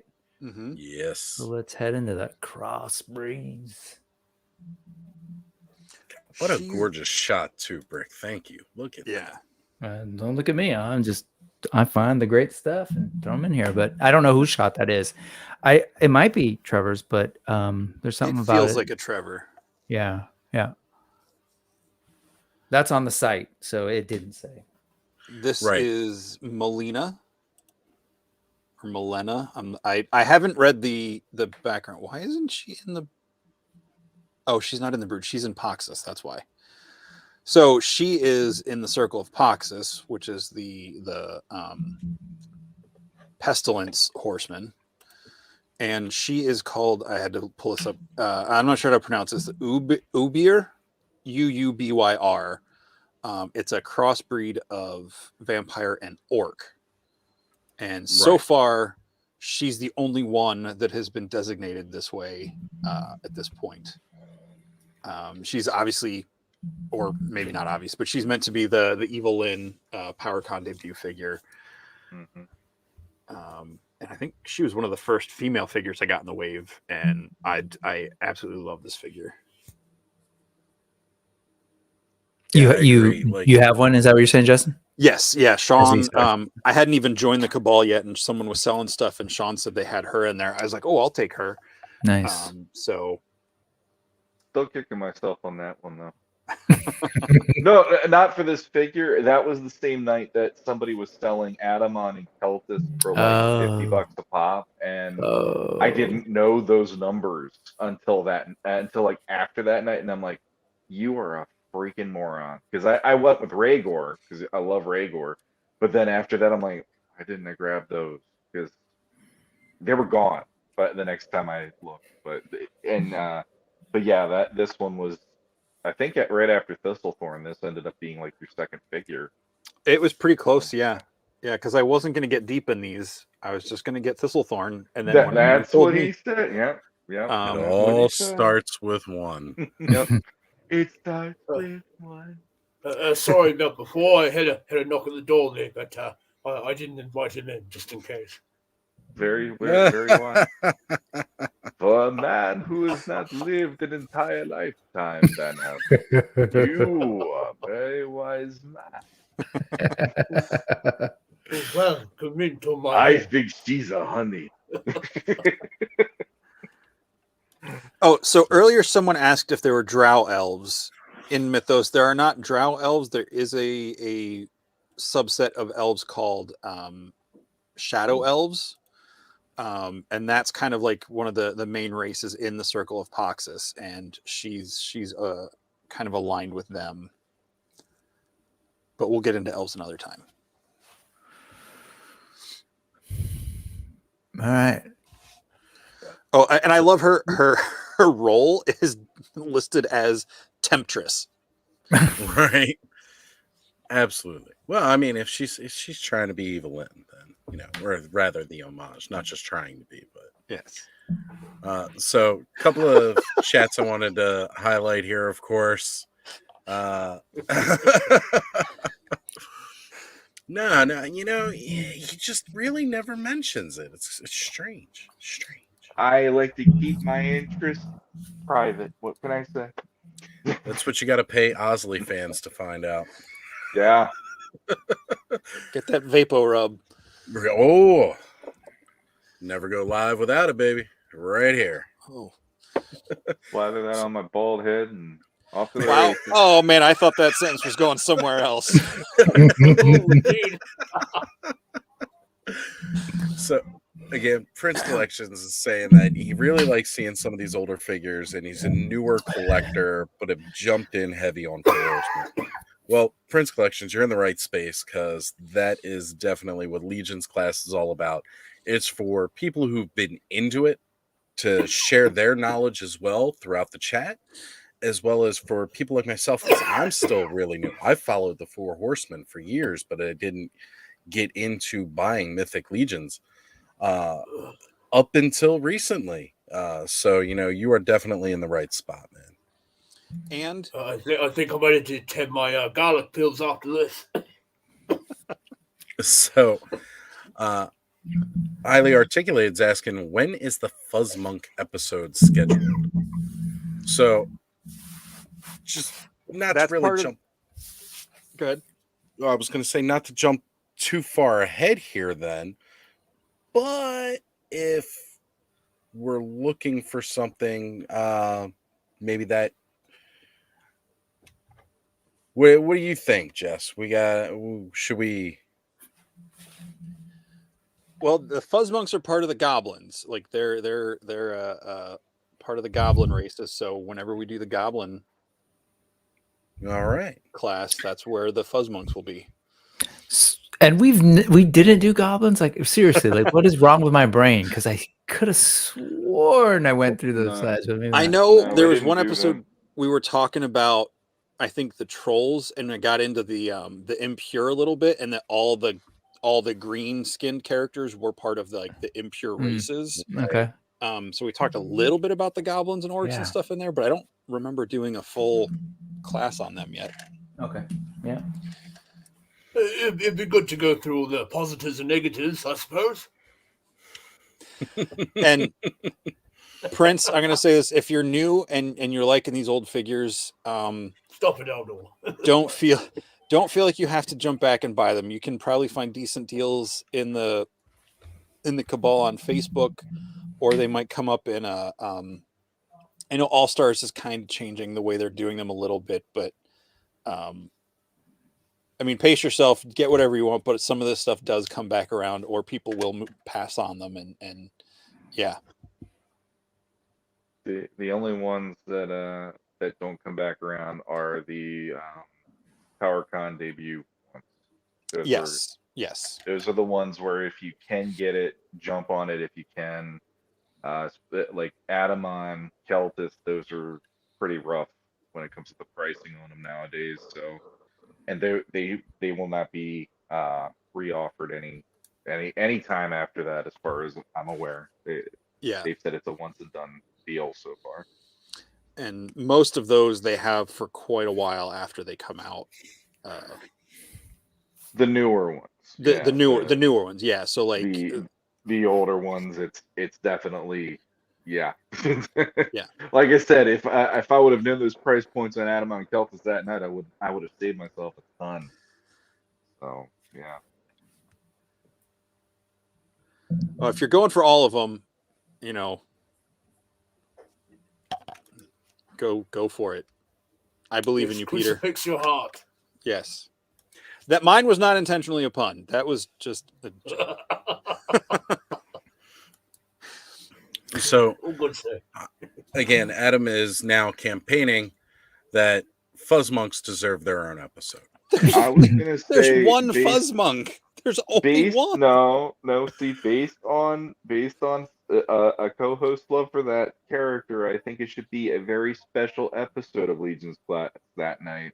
I mean, And it will be him just professing the love, and that's And I can On talk this about very Fuzz Monk special episode. for an a entire very episode special and episode. show off all my customs, So, but there's only A man and his officially fuzz monk. one. well, Technically, I guess you could count Mephitor as a second one, but he's still a subset of them as well. So, And then that's when we start the hashtag Fuzz Monk for life, like I wanted to start at Legion's Con last year. It all works. See, it all works. well, you know what? Oh, the bad guys. Okay, sorry. Yeah, Prince. That's a good call then. He meant the four horsemen as in like the characters, Right. not Right. the entire line.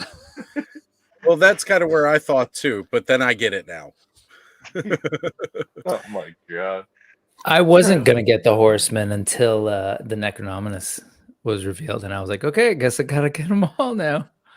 I was just so in love with that horse. I held back on some of them, and yeah, I paid the price.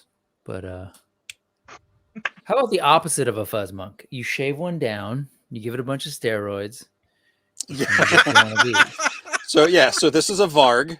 So Varg is not a character. Varg is its own sub race. They use the dwarf legs, the dwarf thighs. They have those cool new wrist wraps, which no other figure has at this point. Yeah. They're more feral. They're more beast-like. They're more. My understanding, you could want as a minion. You know what everybody thinks pit bulls are in real life all the time, as a vampire humanoid is what this is. And he comes with just so many good parts. Yep. You know, as you said, like, you know, nobody else has those forearms, those bracers, you know, they're exclusive to him.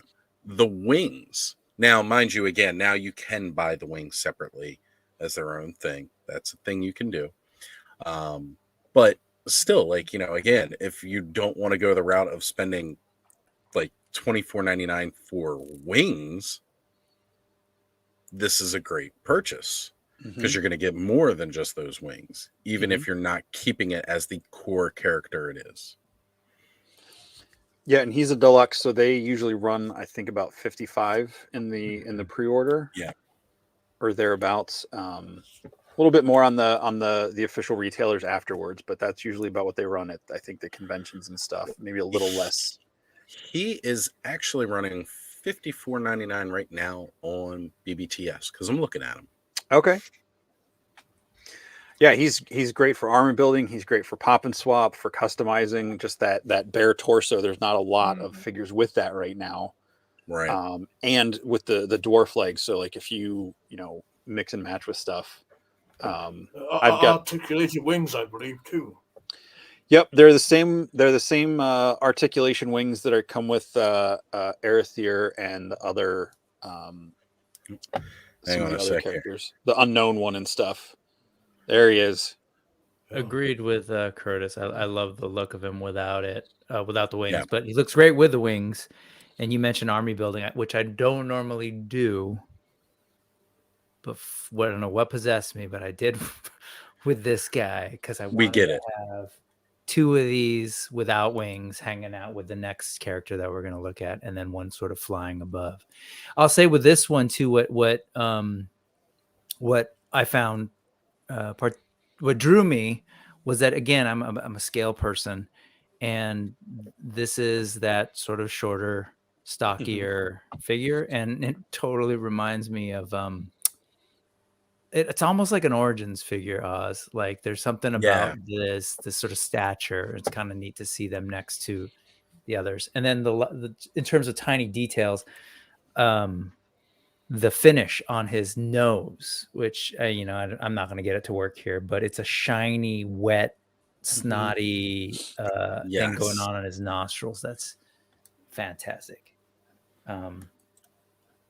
Anyways, such a just really, really cool figure, totally like bat-like and just animalistic. It's great. And then, as people have pointed out, we've said it, and Adam saying it, highly articulated saying it. Yeah, the parts that come with this are great.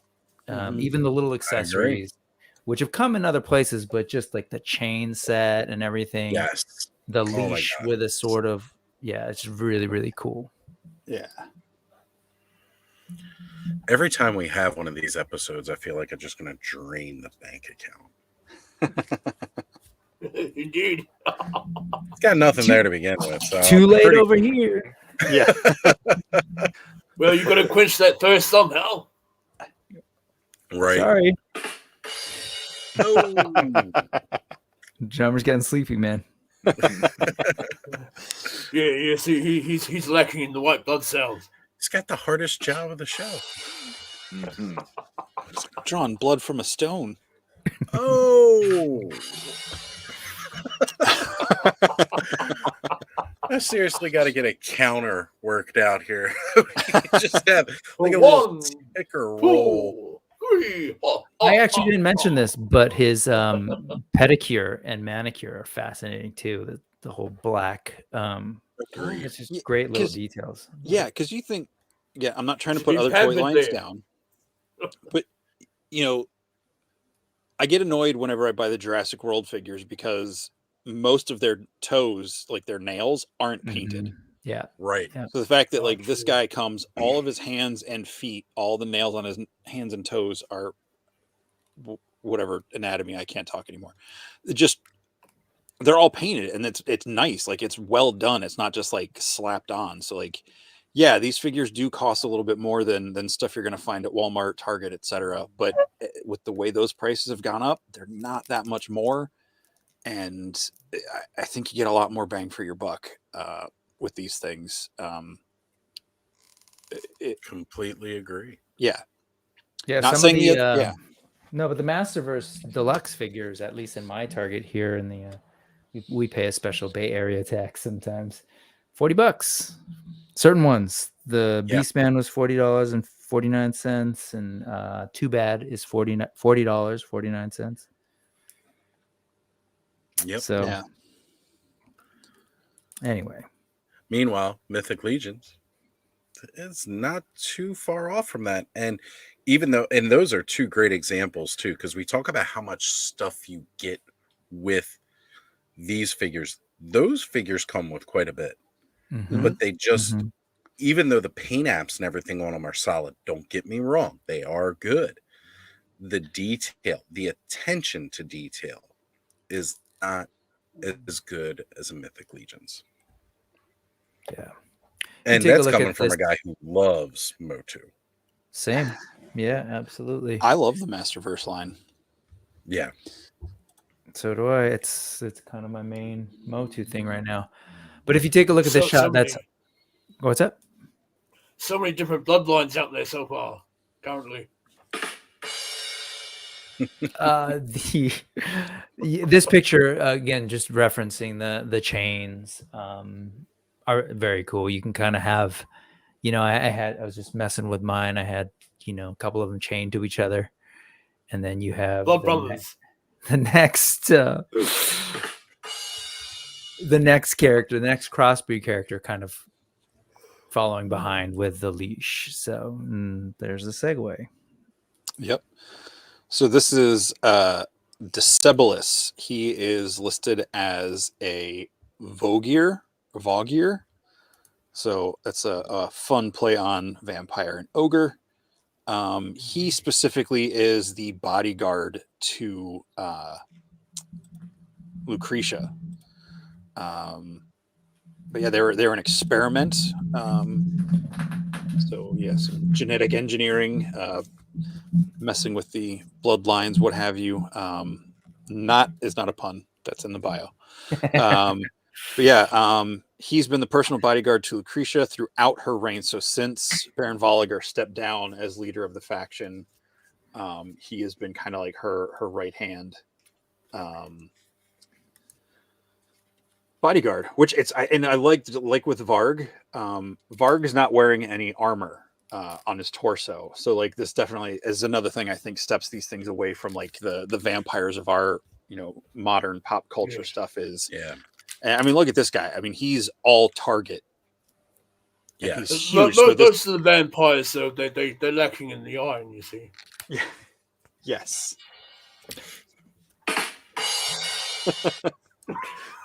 But just, I mean, this guy's an ogre scale, so he's one of the larger figures before you get to the he's like the second large scale. So just the fact that he's just her bodyguard, I imagine him just like standing behind her, right off to the side all the time, ready to do what he has to. And he's the only Vorgear they've done thus far. Right. And unlike Varg, he is a specific character.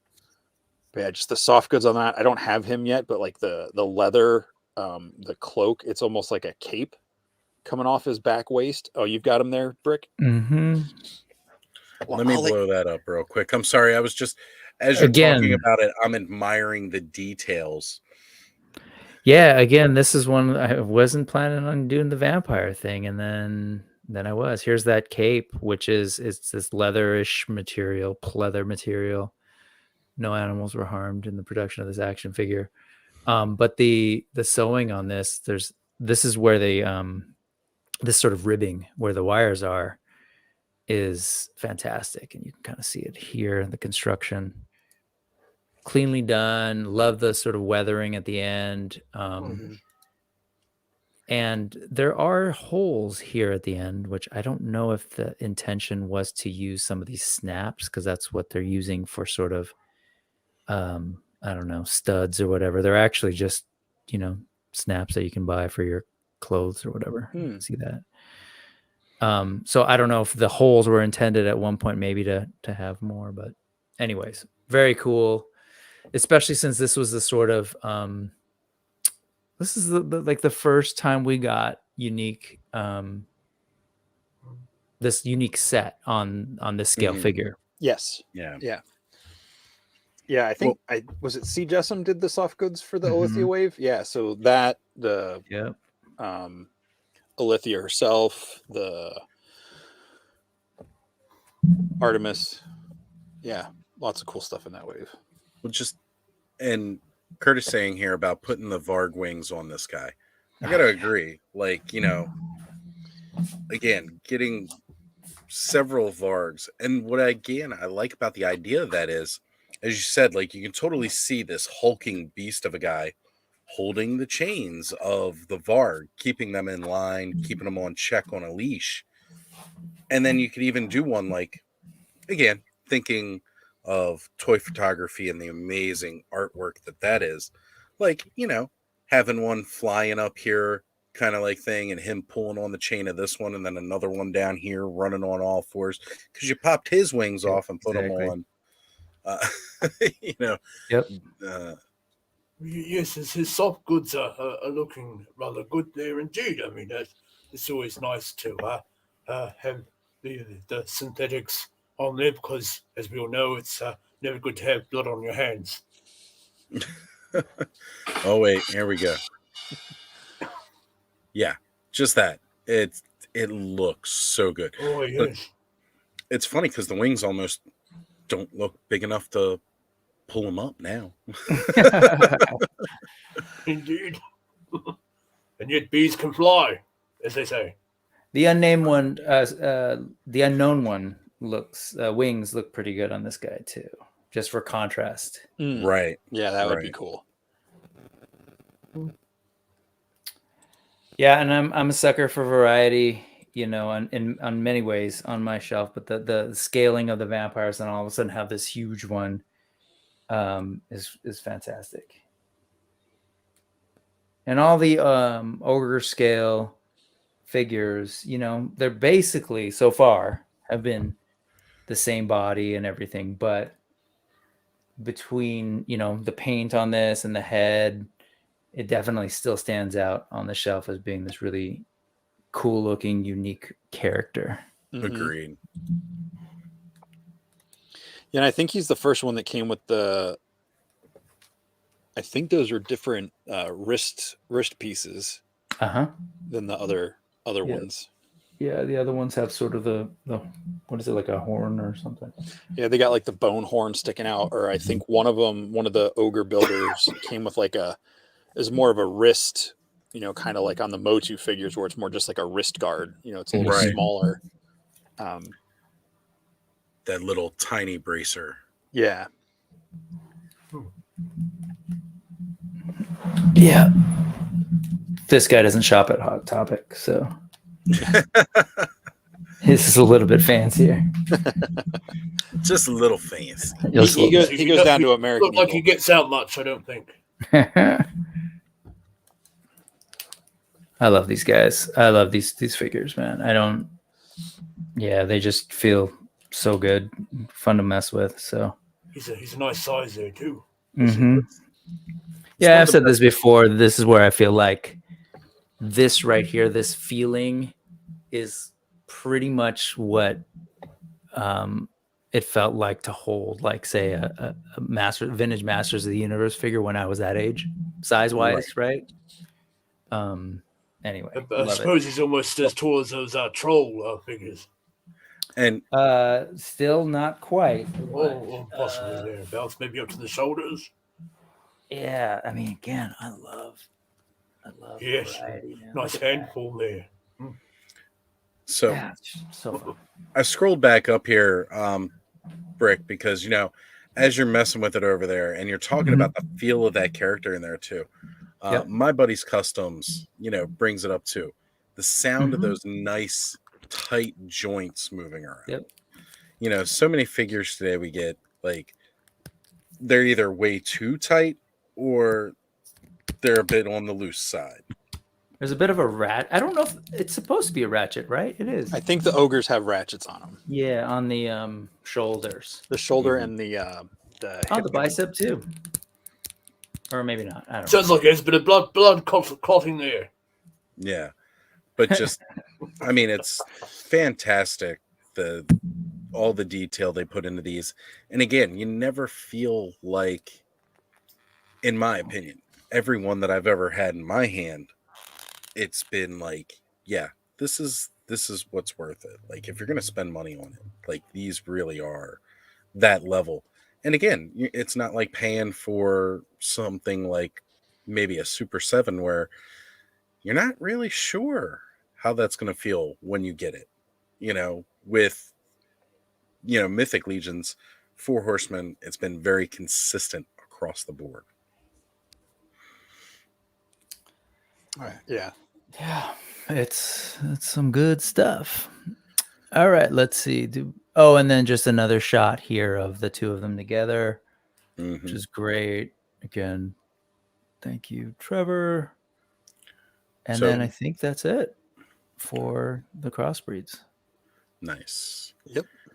Now, Curtis is bringing up here, if you love variety on your shelf, the gnome and critter parts from WKC help you create another scale of figure for your collection. Yep. Yeah. It's a bit, as they say, a bit of diversity strengthens the bloodlines there. Absolutely. Yeah. Wolf King Customs, they Len LaGuardia and then his whole team, there's just really cool designs, a lot of really awesome people involved with that. Yeah. Those gnome kits are really fun. Yeah, just get you an even shorter style character on there. Yep. Sorry, I was hypnotized again by the figures. All right. I don't blame you at all, because they suck you in just like. I love this, guys. We talk, and I can play with these toys again. I appreciate it. So is that the old lid on the coffin there regarding the vampires there? I think so. Case closed.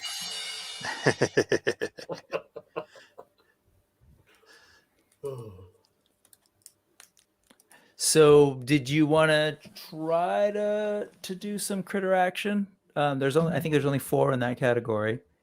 Oh, why not? We normally go for like 3.5, 4 hours doing this show, and we're only 2 hours in. I feel like I had mentioned to someone earlier, it was Scott, who was talking about AWOC, Animal Warriors of the Kingdom. I was like, oh yeah, those might be relevant today too. And the reason I was saying that was because of the Jagualians, or I said it one time in Spanish, Hawaiians.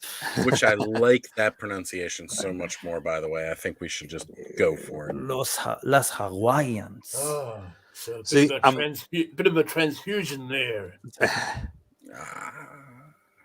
See, I'm looking at the pronunciation guide. They've got all the character names, but they don't have the species names. So, yeah, I mean, jaguars, but it's just the double L. It's just fun to try and say. Yeah, it's a fuster cluck. No, I gotta chime in with you 100%. I like that pronunciation of it. It definitely gives it that exotic feel that it deserves. And Los my buddy's Jaguares. Customs right on top of it with the Wolf King Customs link in the chat. If you guys are wondering, go check them out, Nice. especially when we're talking about Mythic Legions here. Mhm. Thank Yeah. you, appreciate it, bud.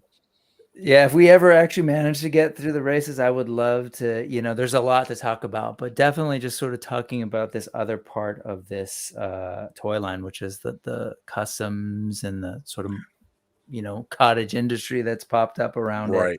Absolutely. That's one of those things where I feel like as we go through this over the next several months again, we're going to make it through these other races as we keep going because we can get through some of them a little bit faster. But once we get out of the basics of just Mythic Legions from the Four Horsemen, that's when we can really go and get into the, again, that whole secondary market of its own for this line. Mhm. And that's kind of a bit more advanced. Like, okay, we've introduced you to the basics, and now here's the advanced classes. This is what you're looking at now. Excuse me. The blood is choked on thicker than water, indeed. So I want to give a big shout out to Vintage Motu Bobby joining us tonight, dropping in to greetings. say hey. And absolutely, thank you for being here, Bobby. What's up, Bobby? We've already discussed about the VIX tonight, sir. So your presence was felt, although you were not here earlier.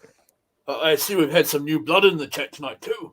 Oh, so much new blood in the chat. And speaking moistly, bringing up the fact that he is all in on Motu Origins, which, yes, my normal Saturday nights are full of Motu talk, but tonight this is when we try to be more all about the Legions here because they are so fantastic. All right. Highly articulated. It's pushing us. Here we go. Who's he talking about? This is Balam right here. He is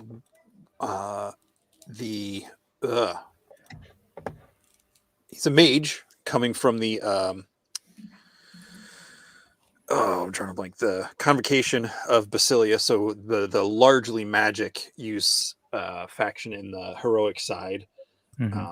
And it's said that he's got ties back to the First Age and the Great Beasts that came out. So the four like heroic entities that are what kind of the four heroic factions were based on. He has ties to those. So I just think that's really cool that he's tied into them somehow.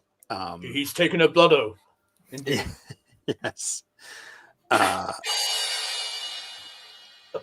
Yeah, so it's just really cool that he's listed as like being one of the most powerful magic users in Mythos. And it's just, it's that standard knight body, but it's got the boom boom hole on the back for the tail and that just gorgeously painted cat head. With the different armor and stuff for him. It's just really cool. Yep. Again, I was thinking of the I think Scott actually ended up getting a Tiberius, which is like a tiger character. Reminded me of from Animal Wars of the Kingdom. And very cool. I love this sort of race of characters, and I love this character in particular, but don't have him, but love it from afar. Curtis is jumping in here, and he's made a couple that we got to give shout outs to. These are perfect. Got to be careful fighting Yaguarian. Yes, Even when if the claws come out, victorious. you got to be very careful indeed. That's right, because you could walk away with Cat Scratch Fever. Great Ted Nugent song, by the way. So we've got, yes, absolutely, Brick. Thank you. Calling him by the proper name, the Nuge. So Prince is asking, do you guys still consider characters their original name if they use the head of that character just a custom from the neck down. So I think what he's saying, like, if you were to take, and again, forgive me if I'm not pronouncing it right, Balaam's head, and you were to put it on another body, would you still consider that Balaam or a new character? It depends on what's the situation, in my opinion. If you're going to sell it, no. If it's on your shelf, you can do whatever you want with it. I like that call because, you know, you do what you want with your collection. You call it what you want. Yeah. And, you know, if you feel like it's the same one, but you wanted to make it have a different body that you think suits it more, or, you know, something like that, that's how you perceive that character. Doesn't make it any less that character. Like, I have a Father Christmas head on my Sir Owain to be like an unhelmeted Sir Owain. Maybe we'll get a head some way down the road where we see his actual face. But, you know, I wanted to make him like an older knight. So I was like, I'm just going to pop Father Christmas's head on there. Right. Now, you know, normally when we do Legions class, I normally have it as far as being a bit more structured as opposed to my usual Saturday night shows where I tend to get a little crazy and do open mic. But Curtis, if you are able to jump in, shoot me a message and I'll send you the StreamYard link. I don't see why you can't join in and have some input on this as well if you would like. Join us. So indeed, touching on the Father Christmas head there, I used the particular spearhead with Father Christmas on this bronze dwarf Legion builder figure here. Of course, I added a bit more sculpt work onto his nose, and I added these side locks up here as well as the binds. Nice. Yeah, that's not the Father Christmas head anymore, Eldor. You took that to a whole new level, man. Indeed. Yeah. We're making new blood of it. I think that is one of the most fantastic customs I've seen because of just the pure detail in that. It was rather a nice, relaxing piece to do a bit of new sculptor work, of course, on the shield also. Yeah. Which is just a blank space, so you can paint that up or add a bit of sculpture in there too, of course. And what did you use real quick on that shield to do the wood? Is it like sculpted so that wasn't the milliput, epoxy putty. That was the Tamiya. It was epoxy putty, which is a 2-part putty also, but it sort of cool. It sets a bit more rubbery hardness than the milliput, and that of course was the same stuff I used in his nose and the side Love here. it. That's so good. Of course, the whiskers do curl up, but I had to snip those off. And yes, very cool. But the spike was done first, the base first, and I sort of I made a little bit of a recess in that, and just sort of chunked it up a little bit, gave it a bit of tooth, and then put the spike in there, and then molded the wood grain around all that. So a bit of a layered job. Nice. And mind you, again, talking about whether or not you put a character's head on another body, if it's a new character or is it still that original character?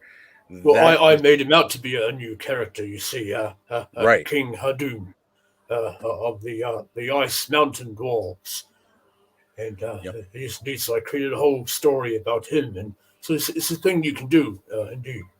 Absolutely, and that's character completely and totally part of the fun of it all. You know, absolutely love that about these toys. They forge in the ice fires that they use there, and I made a bit of a legend up. He was named after a commander of the third king. So when he was born, he was named in honor of that commander who gave his life to save this king, and indeed the bloodline. Yeah.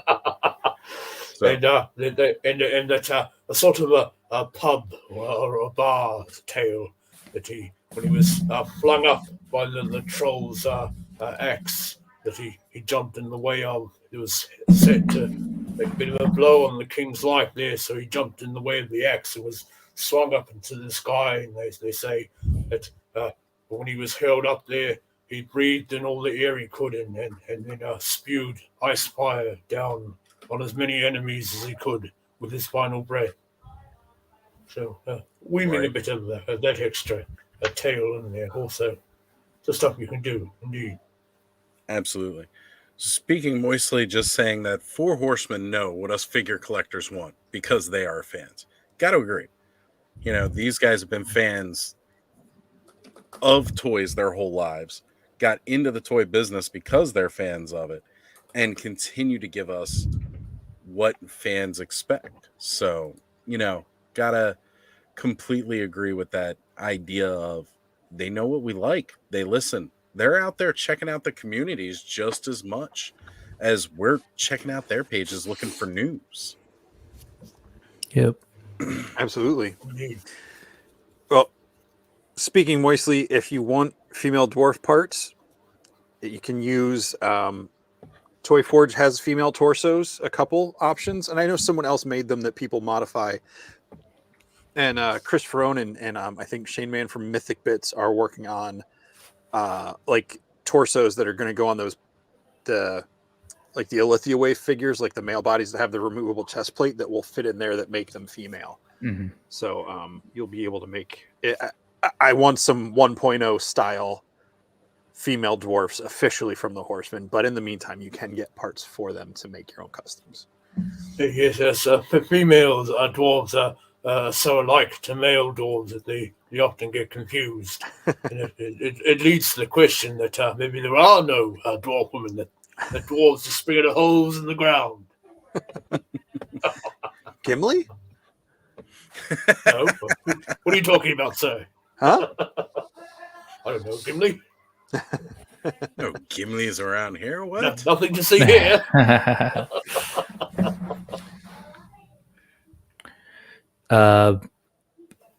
So we see. Oh, yeah. I would love to hear about these. And real quick here, Hey, special gentlemen. guest for tonight's class. What's going on, Curtis? Glad you We could jump finally in. have that oracle, indeed. It was Nice to see everybody. inevitable. How's it going, Curtis? It's going good. Welcome in there, sir. Good to have you here. Everybody in the chat, give Curtis a big old welcome. His first time on Nostradamus Toys Live, and joining us tonight is again a special guest host for Legion's class this evening. Curtis, glad you're here. And now you can read your own damn jokes. The only problem is I think I used them all. Oh. So they're all in the litter box? There you go. You're always welcome to donate your plasma here, sir.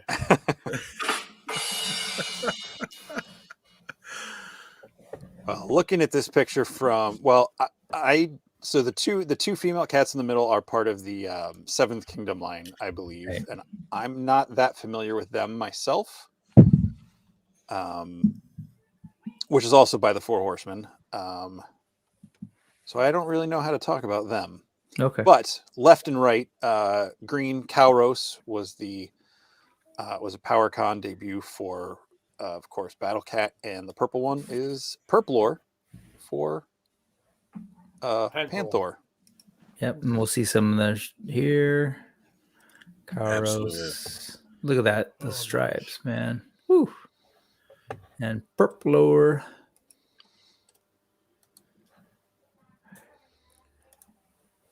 So yeah, these. I know you were saying that you don't know much about that line, but is there any sort of interchangeability at all between these things that you know of?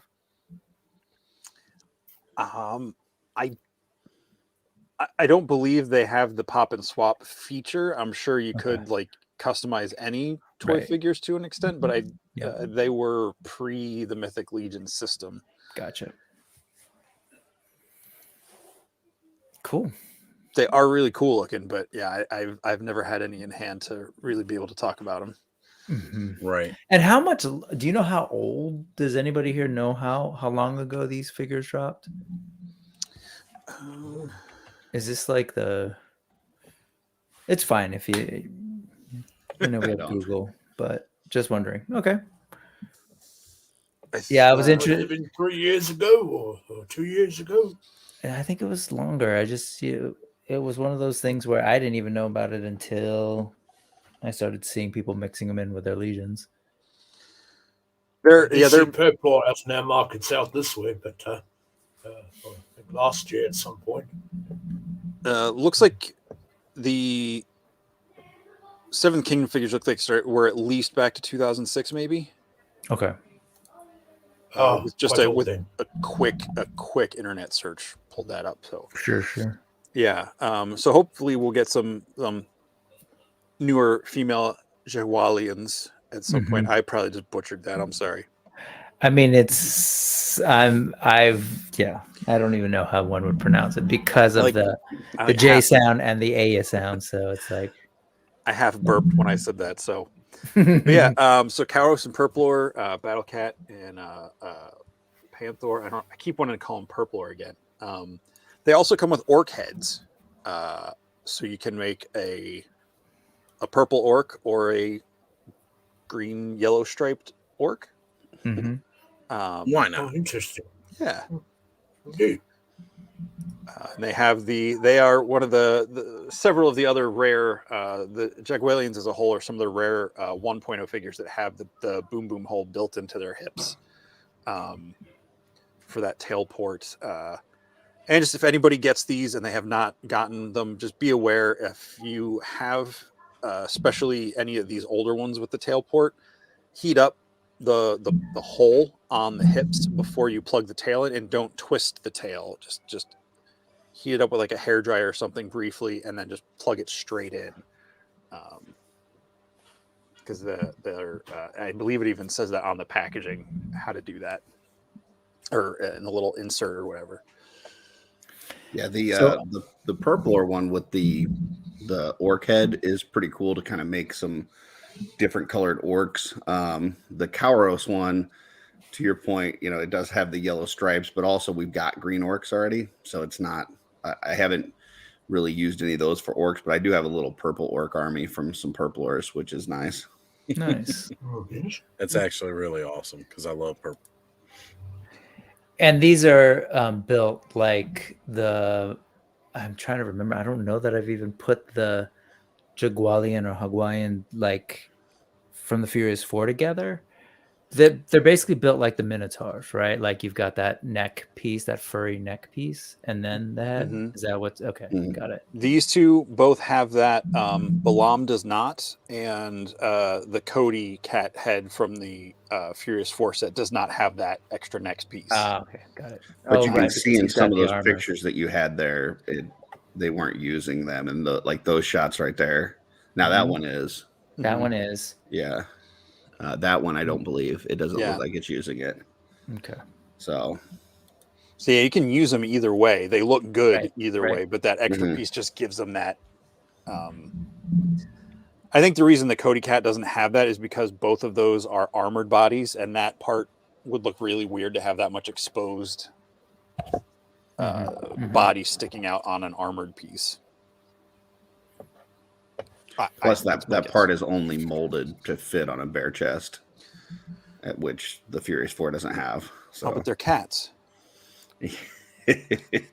Cat bear chest. So I also want to shout out my buddy's Customs dropping in the Toy Forge link as well for any who are interested, especially again talking about building up some of those female dwarves. The link is in the chat for you guys if you want to grab that and go check those guys out. Amazing stuff. I will say, go ahead. I was going to say for the Toy Forge, reach out to Anthony House-Seal. He likes to deal with people one-on-one as opposed to going through a site. So reach out to him either on Instagram or Facebook, and he'll use the site to look at what he's got, but then message him directly. Because he'll work with you on stuff, depending on what you order. And I was just gonna say for the Kauros and the Purplor, if you get these and you're a huge Motu fan and you want to make these look even more like Battle Cat and Panther, there is a helmet that My Action Figure Customs makes for both of these. There's a Battle Cat one and there's a Purple or Panther one that look awesome. very similar to the Motu helmets. So It's very interesting. yeah. Yeah, and I love the Karos because there's been art that's floated around of a anthropomorphized battle cat, right? And some books and stuff. And I think there was a version of that in the newest Masterverse comic that just came out last Wednesday of kind of this humanoid battle cat. Oh, really? I didn't get to look at that. I love that this, when I saw this, again, late to the party, so don't have one, but love that it exists. I kind of kick I do like how the over armor complements the character there, much as the colors you see in the Battle Cat and Panther, respectively. I kind of kick myself over the Kauros one because I, was kind of staying away from mythics, and it was not something I was really interested in, and I got really close to getting in on Kauros, and then I waited like another year until the Lord Dragul figure came out, and then I got in, and I just think, how much better off my collection would be if I would have got in 1 year sooner. But yeah, definitely a great figure. Yeah, no, and unfortunately, the Purplor and Kauros, because they're the Paracon debuts, they won't re-release them. As far as like reproducing them, they might still have some left that show up at shows, but I've also seen some of the Purplors pop up randomly at Big Bad Toy Store. So that's true. Every now and then, just kind of check out, jump on a Big Bad Toy Store and see, because sometimes things will come back in stock. Do you not get a bit of a purple head in one of the accessory packs there? One of the head packs, I believe, or something similar. There's a black one coming in the head pack from All Stars 5+. That might be it. Yeah. Right. Yeah, to give it that black Jaguar look. Who knows? I guess you could use that on like a Torion, right? Yep.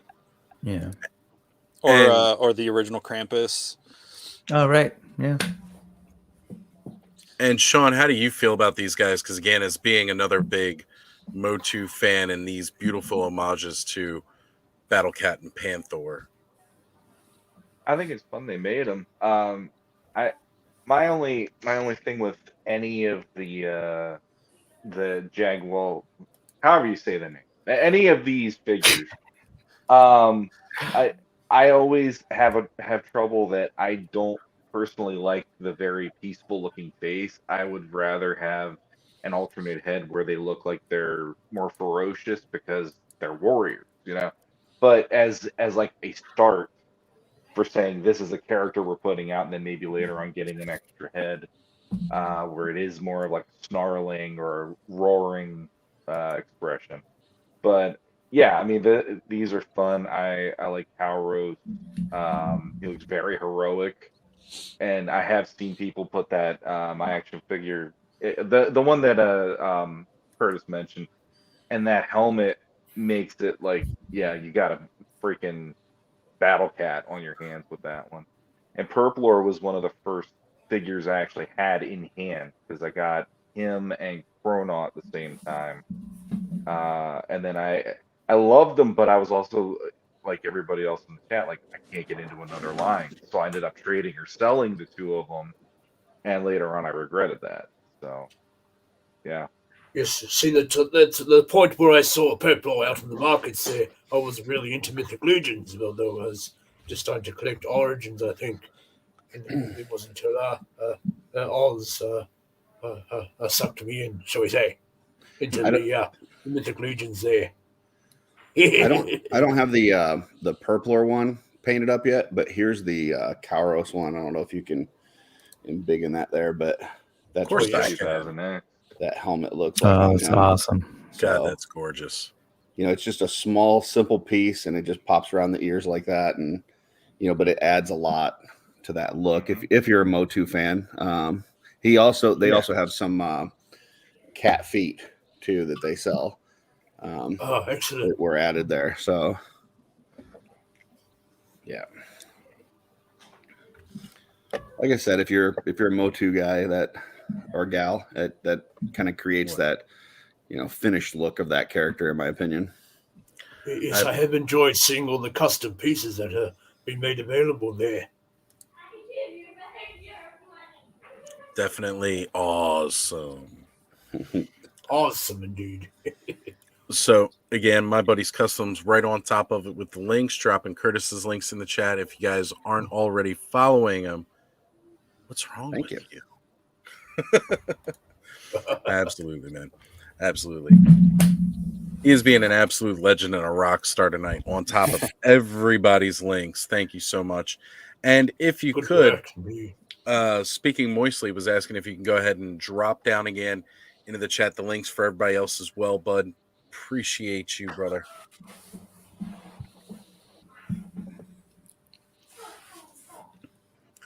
All right, so that's another one down, and I don't know here, guys. Do we think we could dive into another one? I know Curtis is just joining us now. We could probably knock the Minotaurs out pretty quick. Yep. Oh, yes? You know what? I think that would be a great segue from this. And that's It's a no bull. Boom. That's a load of bull.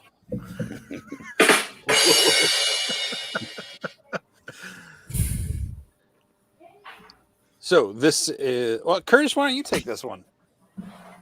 This is Torion, and he is from the first wave of Mythic Legions. You're probably not going to find this character if you're just now getting into the line. I do not have this one. Really cool look. Kind of starts with more of a kind of a Caucasian flesh tone in the body, and then like fades into the darker colors as you get closer to the top of that head.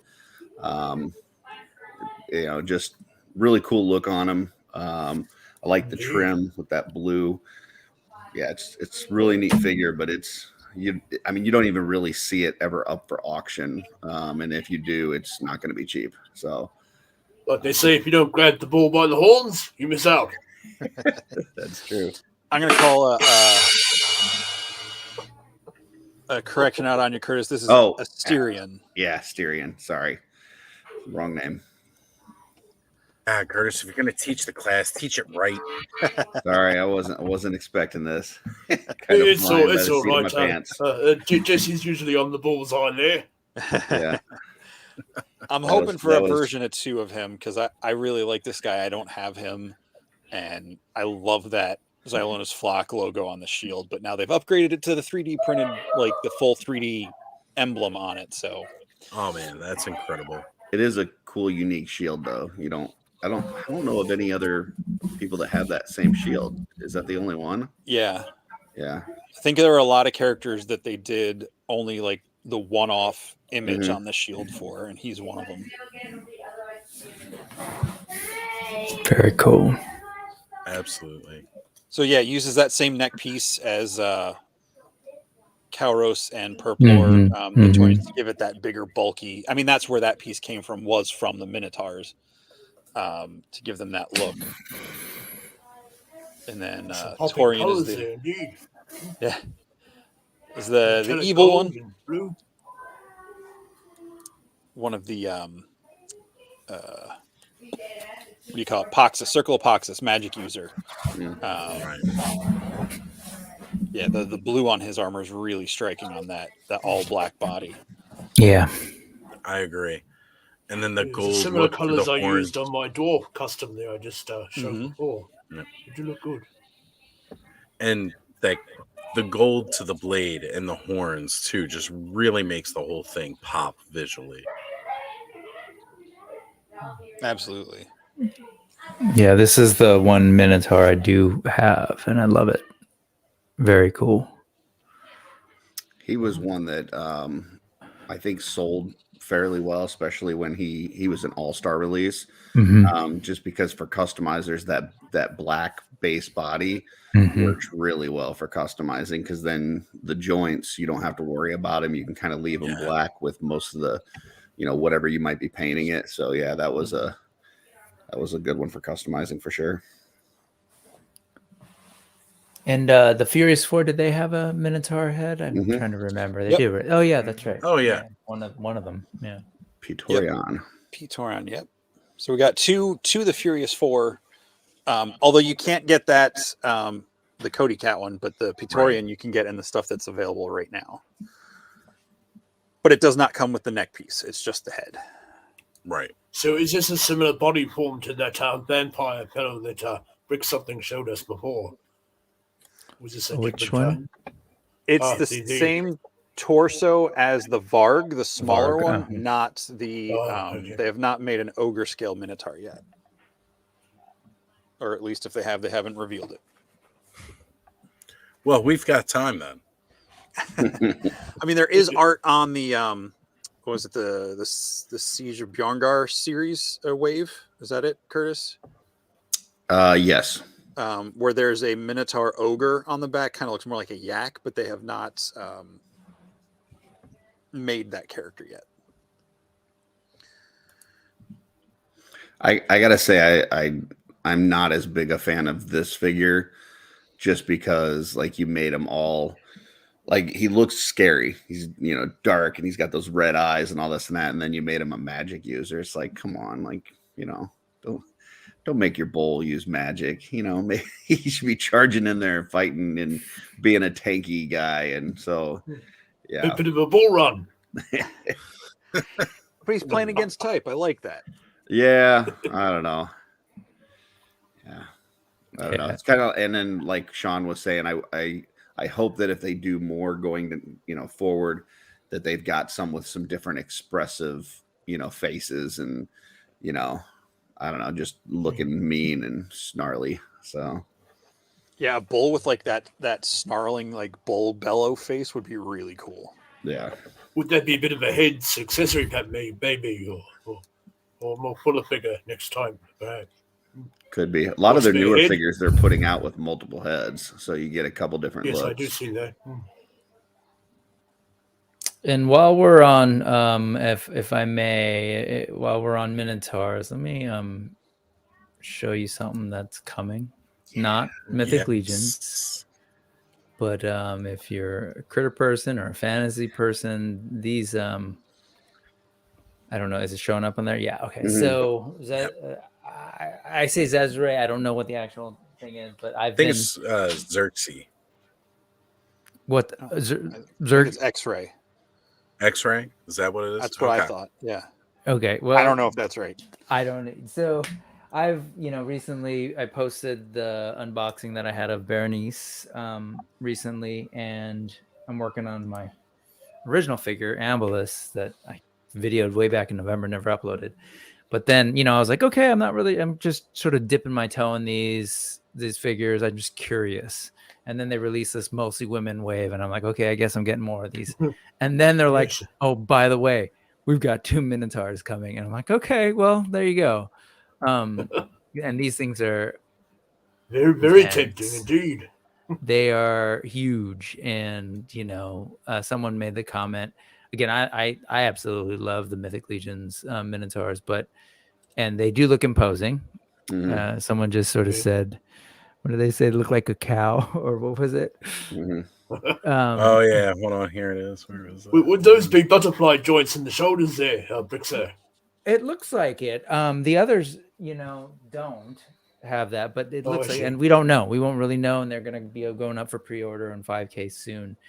They just announced sort of yesterday, but just, again, it's pretty cool to kind of just, I don't know. I'm kind of blown away. We were earlier talking about, made mention of like, oh, you can get these Legions figures for like $40, $38, and you're comparing that to like a Mattel thing, right? But it's pretty fascinating to me to see more and more of these sort of like smaller companies or newer companies coming out. We mentioned Savage Crucible earlier. We mentioned Animal Wars of the Kingdom. And here we have another company, right, in this Zezre or X-Ray or whatever it is. But just, again, I think they're, learning from folks like the Horsemen, who are just doing these insanely detailed, well-painted, great design, and we're getting more of them. So The chains I don't are know, it's nice just- attention to detail. Indeed. yeah, it's just a fascinating time to be a toy collector when I agree. when this is happening, and it just feels like, if anything, the whole rising tides, right, lifting all ships. I just sort of feel like, we've got Armies of Ashmore coming. There's the D13 stuff coming. It's just it's a flood of things, and Yes, they're all really good. a big So fight on all fronts there, I believe you say. yeah. Anyway, I wanted, since we were look at that just on the Minotaur front. Very good there. No, I agree, Brick. Like, this was a important bring up because they do just fit in right well with Yeah. Mythic Legions, and They really do. I like that they come with feet and hooves, Mhm. and then also a couple different looks for the face. Yeah, I think those are really cool for sure. And Who is I've that got a company? couple. I didn't get in on their the male gladiators that they did. I did get the female ones, and they hold up and look okay with mythics. I you can put them in there and they don't look completely out of place. So I think these would probably fit in there as well. Here you go, Oz, if you want to quickly show. I don't know if you can see my camera. yeah, sorry, I was going through the chat there Oh, and yeah. highlighting. Just to give you a sense of what Right. Curtis is saying, height wise, they work, different proportions and different art direction. That's how I Mhm. keep looking at it. It's like Yes. I opened a different comic book and a different artist was on that run, right? The only problem I had with these, especially that figure there, is that most times when you go to try to pose her top doesn't want to stay on. So it's just one of those where because underneath that armor, like it's a bare chested, Right. torso. She could And have a Curtis wardrobe is a malfunction human. for That's sure. not a bear. He has some accidents if you pose her in a certain way. So Yeah, and Good to know. I mean, can't just be staring at He-Man's nipples all the time. Right? Anyway, yeah, they're great. I have they again to speak to what I love about Legions. These are the Zezre figures are awesome, but they're a little more finicky and they're harder to take apart. The pop and swap of it all isn't there in the same way that Legions are, and the plastics are a little stiff. Like, again, whatever, your mileage may vary, check them all out, but I love Legions. I'm sure there's some people that customize them, but I would probably only buy them if I was going to use them as is. And speaking of price, these are not like, these are like $60, Right. compared I can't to imagine what those bulls are going to be. Have they announced a price point on it? No, 5K just announced yesterday that pre-orders are coming soon, so we'll see. Who are the ones that are producing the wolf and the boar figures? D20. That's D20. Did they do the bears as well? Or, do they do the bears? do the bears? Is that the one that does those? Or did you say the panda one? yes. The one, that's polo and a brown bear. That's Memory Toys. Yeah. Yeah, it's up on 5K. But yes, good. These creatures are coming out more too. Oh yeah, I don't know if he's still here, but Adam and I are right there. We're all about the NOS. I'm right with you, sir. You believe it? You. Again, I just someone earlier said that the Four Horsemen they make great toys because they're fans, right? And they kind of have a sense of what would make for good toys and what fans want. And I, as a toy fan, as a sort of like geek nerd who's been into all sorts of properties, it's pretty amazing to think like that we're getting these animal things. We can do high fantasy. We got cosmic legions and sci-fi figures coming. It blows me away that all of this is possible and that they all kind of work together scale wise, which is good for me. So Well, you were talking about the rising tide, and I think Yep. that's 100% accurate because like Yep. I bought the D20 boar and the Mhm. wolf, and if I wasn't in Mythic Legions, I wouldn't have bought either. But Yep. they just work so well. And same thing with these ones that you were just showing from X-Ray. Like if the price point isn't outrageous, I could see myself getting one of those and putting it with my Mythic Legion. So the more that this stuff becomes popular and the more Mythic Legions becomes popular, these other, independent toy companies are benefiting from it as well because people are buying them to put with their stuff. So Mhm. Yes, I pre-ordered that polar bear. I think it was to put with my mythics at some point. But Yeah. And again, I love Masterverse, and I just sort of feel like, who knows? Is there I'm sure they're paying attention too, right? And at a certain point, we got to make some choices. If it's like, am I going to spend what I'm going to spend on her versus something else? Anyway, it's an interesting time to be into action figures and toys. I know, like in the early days of Mythic Legions, like if you go back and watch like some of Jeremy Gerard's old YouTube shows and stuff, like he was buying statues or like figurines of animals from Michaels that had no articulation whatsoever, just to kind of have some animals in there. And now you've got all these different toy companies coming up with mounts and critters and all these things that you can mix in. So it's just a whole new world, and it's a good one. All about it. Yeah. All about it. It's about time that people have realized that like some solid action figures of animals are required, not just those. Like, even Fiona with Crocmaster has some beautiful articulation in it for a crocodile figure. And like, I love reptiles, so that is right up my alley. And again, just looking at some of the other great indie companies that are working and developing these things, and they know that I think there's been this realization that people will buy stuff from other toy lines that fits with their toy lines as long as it's scaled right. And we're starting to see more and more of that now, and it's been something we needed for a long time. You also had the Hammond collection dinosaurs. They seem to have a bit more better articulation than your mainstream Hasbro or Mattel, I believe, also doing Jurassic World. But yes, I noticed that on the T-Rexes and stuff were late. You could easily put a Mythics figure on those or customize your own armor up or something. But I believe them, was it the Mosaic or that company bringing out dinosaurs too? Was it the Mesozoic. Yes. Yeah. Creative Beast Studios and Yep. Cyberzoic and Beasts of the Mesozoic. Yeah. Oh, all for it. Indeed. All of them. I need them in my life. So much to want. Someone was talking about the I almost said cannon. The ogre with the hammer, that's from the Necronominous wave, that's Sir Uxak. Yes.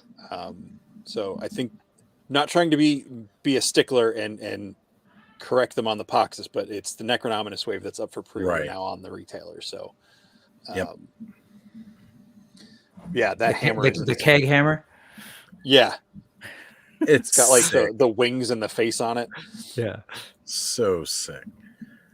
And when we were speaking of dinosaurs here, we've got the X Toys Dinosaur Battlefield Warrior. Axie Toys, which are those?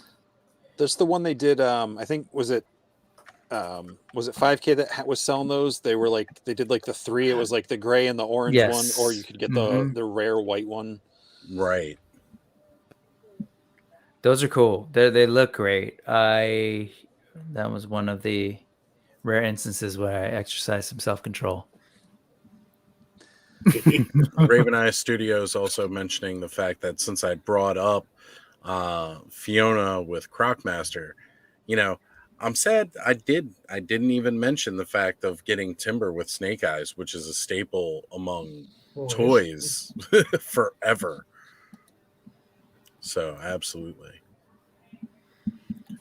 Yeah, I wish they would just put out a 3-pack of wolves or something. Yes. From that. Yeah, that would be with great. that sculpt. I'd be all for it. Absolutely. Just put a 3-pack, get an all black one, or black and brown, and then all white or gray. I think that'd be fantastic. Just do an all wolf pack, like a 7-pack or something, so I can actually have a pack of wolves. Well, I don't want to pay $175 for it. Let's That's a not good make it point. 7 wolves. That's a good point. No, I'm just gonna have to talk to some people about some 3D prints. I mean, what? Oxley fans. No, Osley fans. That's right. Oz. Osley fans.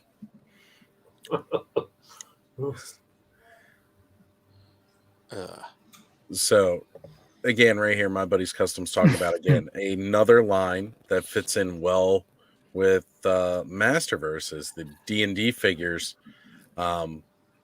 It's kind of a chance to take right now with the QC that they've had with that, but they look like kids compared to Masterverse. They But you had the scale dragon, though, I see.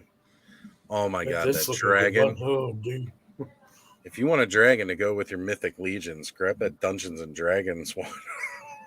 Save that $20 for the actual dragon they're going to eventually do. That's what I've heard of That that. is a Jesse. good point.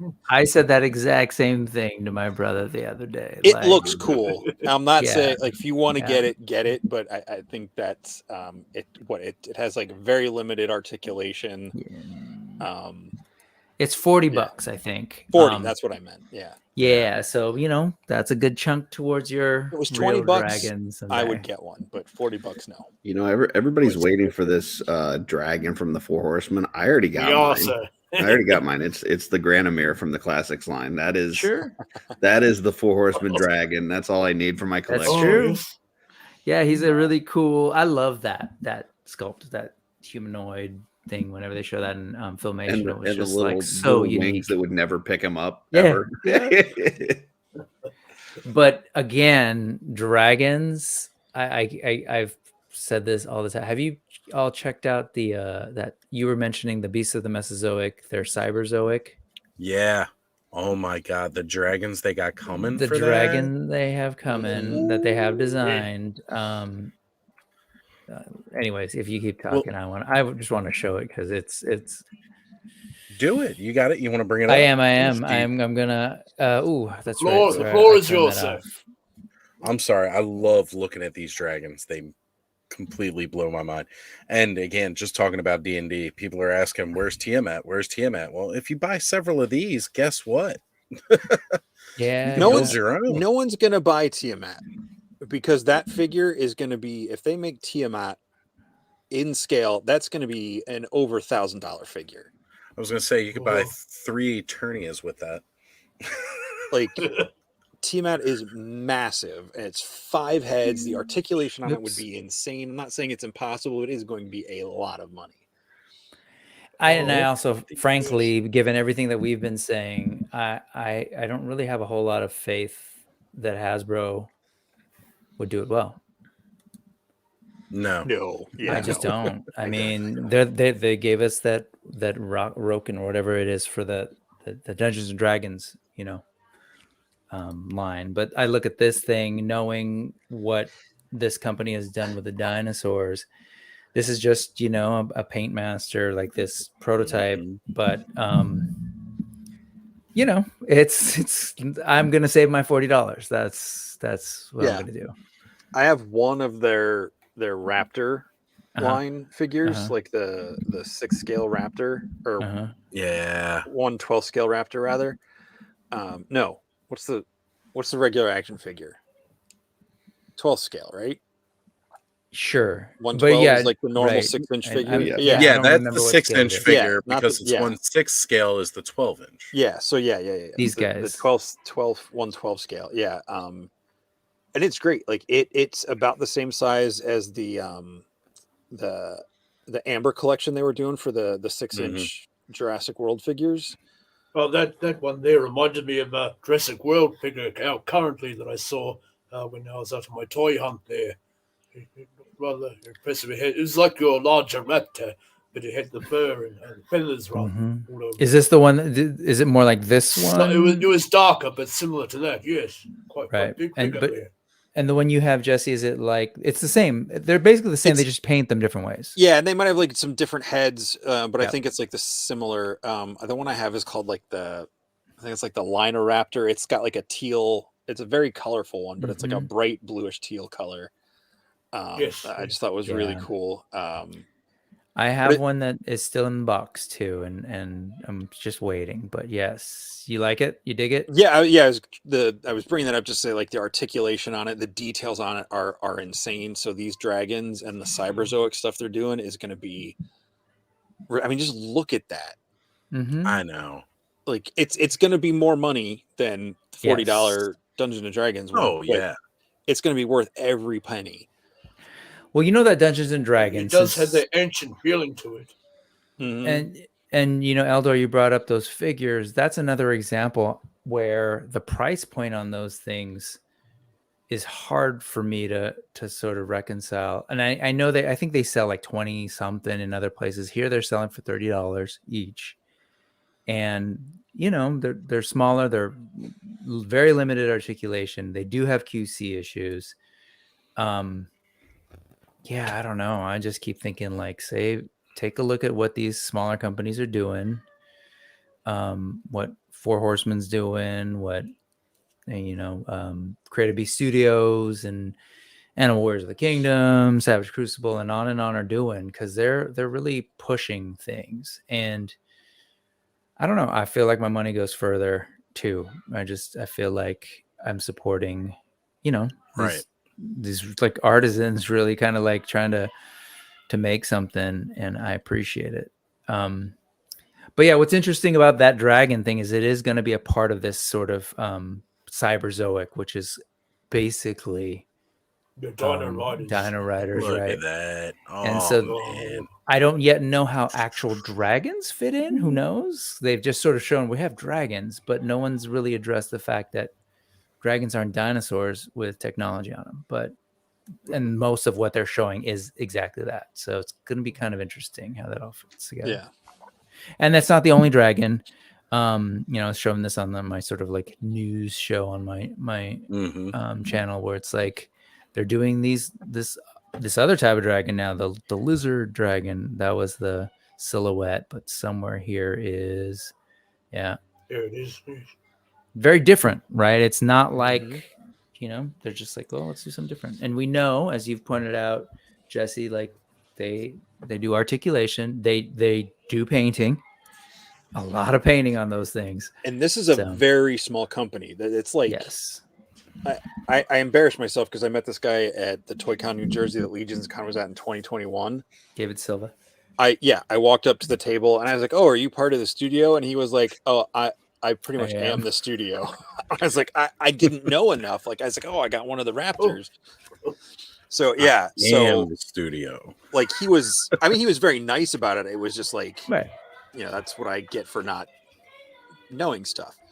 But yeah, I think the different styles and looks of these things, like I hope we get like a Chinese or like a, like an, oh god, yeah, like an Eastern, like an Asian style dragon that's all serpentine, not no wings or something, like your Falcor. Yeah, very serpent style. Oh man, water dragons and oh god, it'd be so good. And we're talking Legion's class, but I do want to name that, like, I think Legion, the Four Horsemen sort of represent this, I don't know, movement, if I may, like in toys, right? Where, I just feel like they have set, they come with, an art sensibility, a design sensibility that's like they're not going to compromise on what they want to do. Yep. And they've backed that up with the ability to engineer these toys. And that's the thing I always want to hold up about Mythic Legions. Kind of alluded to it with the Zezre figures, that like they've engineered these things to where they're like perfect to work with, to take them apart and nothing breaks, and it's just kind of like they're building up their system. Earlier we were talking about Cosmic Legions and how Varga has new parts, right? and so like they're building out that system where they're adding body parts, right? And I don't know, it's just, so I look at that and I really feel like that has just inspired a lot of different people to just say, hey, you know what, we're going to do our toy line too. And we're seeing that now. We're seeing a lot of, I'm not saying they're the first or anything like that, but just that people are seeing what's possible. And I think for a lot of these new companies too, they're seeing what's possible, and they also kind of see what, almost like the bar has been set, like what they kind of need to do, right, to come with. And you know, us toy collectors are benefiting from it. So anyway, There are things far more ancient and powerful than smog. I would say, and I say this with no inside knowledge whatsoever, but 2024 is the year of the dragon. And it really wouldn't surprise me if either the Horsemen put out something this year that would come out next year on the year of the dragon, or that next year they would put it out for sale and maybe we'd get it in 2025. But I would say just the way that they do things, and they like, you know, kind of tying things in with holidays and different things like that. I would say that there's probably one coming sooner than later. And we've heard it's coming for a while, but I would say it's probably around the corner. So just be prepared. Don't be caught off guard. Isn't 24 an anniversary of some sort for them? I believe it is, yes. So sorry there, just had a bit of a console malfunction. For the Horsemen, you're Jesse, you're saying an anniversary for the Horsemen? I feel like it's some sort of anniversary. Because wasn't 2019 20 years? I believe you are correct, but I'm not positive. So 2024 would be 25 years. Year of the Dragon. Again, no inside knowledge, just going off things I've, you know. And they like to surprise us, you know. No one was expecting that green headless horseman to show up this week, you know. That just came out of nowhere. And the fact that it's part of a whole nother wave for the retailers, like they like seeing us get in the habit, especially now that Jeremy's on board officially. Because when they did that post at 4 Horsemen O'Clock a couple weeks ago with the groundhog for Groundhog's Day, like everybody was saying, oh, we got a new figure obscura, there's a new announcement. And he's like, I'm not making any announcements. We're just repeating the same show we did last year. You know, so like everybody thinks just because I'm here, we're announcing something. But yeah. And again, if and when they do release a dragon, just based on their track record, it's going to be amazing. It's going to look amazing. It's going to feel amazing. It's just, it's well, and they've already, and as you pointed out, they've already done it. It's going to be huge too, right? Even if the horses are anything to go by, indeed. Yeah, and that's and I think that's one of the things that we're waiting for, because these guys are artists, and any artist knows you don't put something out there until you feel it's ready and it's worth it. So what just tells me is they're probably not at that point yet where they've got it. They've got the concept. They know what they want to do. They're waiting to be able to put it out there. And I could fully buy into that. Well, and you know, they've got stuff worked out so far ahead. Like they might not be to the point where they're ready to reveal it to us, but you know, I mean, some of the stuff has been in Eric Treadway's mind since he was a kid, you know, like some of the stuff for the Cosmic Legions and stuff. He's shown sketches, and, you know, it might just take a while to get the parts and the tooling and everything. And like a dragon would have to be all new parts, you know, from the ground up. Yeah. And finding a way to make that something they could make part of their system would be interesting too, because you know they probably wouldn't do it as just a one and done thing. I mean, I don't need 7 Mythic Legion dragons, as cool as that would be. Oh my god! Talk about breaking the bank. It might be Suppose starting you could to do sea monsters. It might borrow some of the parts, perhaps, or Yeah. other type of beasties. Yeah. Let's just go with a 4 Horsemen Cthulhu. Whew. Oh, was it Sean will love that one. One of those? I won't sleep in that house. I will literally feel like every night I go to bed, I'm going to be thrown into oblivion. Sean will just, pull his wonderful co-host Classics Castle Grayskull out into the backyard, set up shop. Release the Kraken, Jack Sparrow. But yeah, I mean, it's the idea of even possessing something like that would just be nuts. Like, I want to buy a warehouse now just for that. Yeah. Well, and then once you have the dragon, you got to have Rhaegar to go with it, right? Because yeah, I mean, he's the dragon guy. He's the only just- one that's got that dragon shield, and I don't know. And that wasn't even the guy whose favorite is Rhaegar saying that something kind about Rhaegar. So there you go. There he is. That's right. I was just want to make sure that Sean was still alive over there, so I figured. I'm having a hard time tonight. I'm really dragging right now. And no, Did that you was say not dragon? fun. Oh, That yeah, was it not was. I think it was. I'm turning into Bobby the other night where he was like halfway through the show he just stops talking and I'm like I hit the wall like 10 o'clock I think. So Well, Just put a little vapor rub under the nostrils. It'll take care yeah, I of should have done that. Yeah. Wake you up a little bit. Or where you were about to say you were going to put it earlier. Oh boy! Just tuck it right under the. YouTube would have banned us after that. I couldn't have done that. No. I mean, I don't want to see it on screen. They would have known. YouTube knows. YouTube knows. They can tell. Look, they haven't caught us yet. They would know because I'd have the Ray stance look on my face and the ghost scene and Oh, yeah, gosh. he knows the cross-eyed. Yeah, We've been there. That's Ray. I've never been there. What did you do, Ray? I It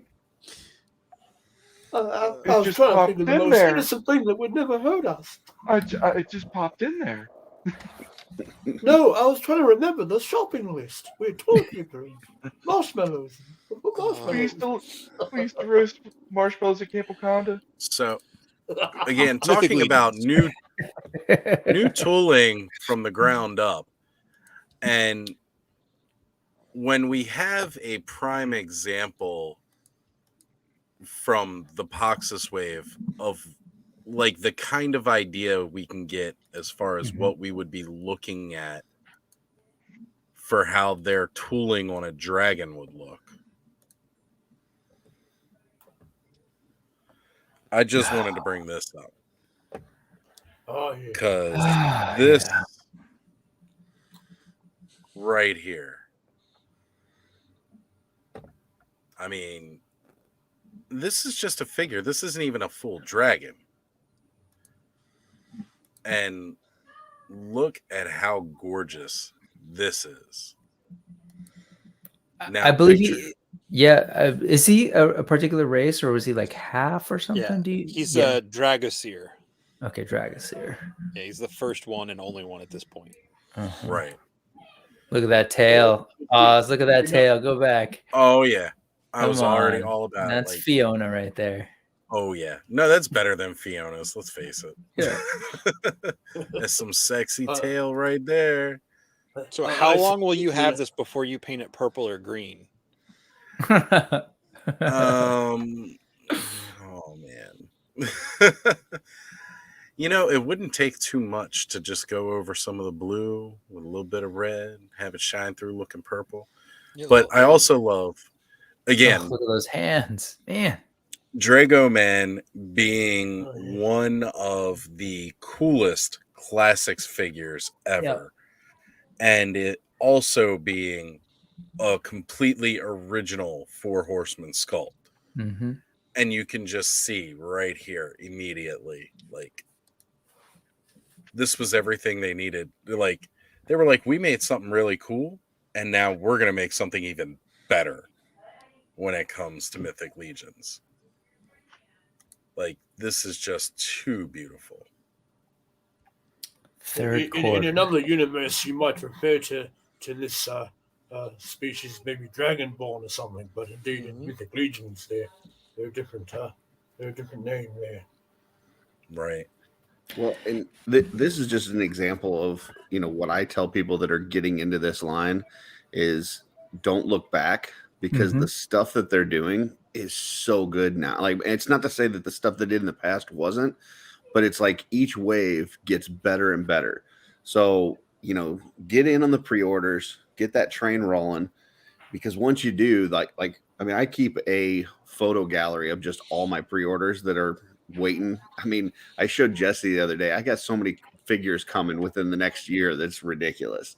So get on that pre-order train, get the good price. These things are just getting better each time that they do it.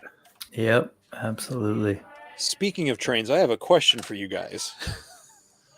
Okay. Wait, that real Oh, quickly. boy. That thing looked awesome. I know this That question.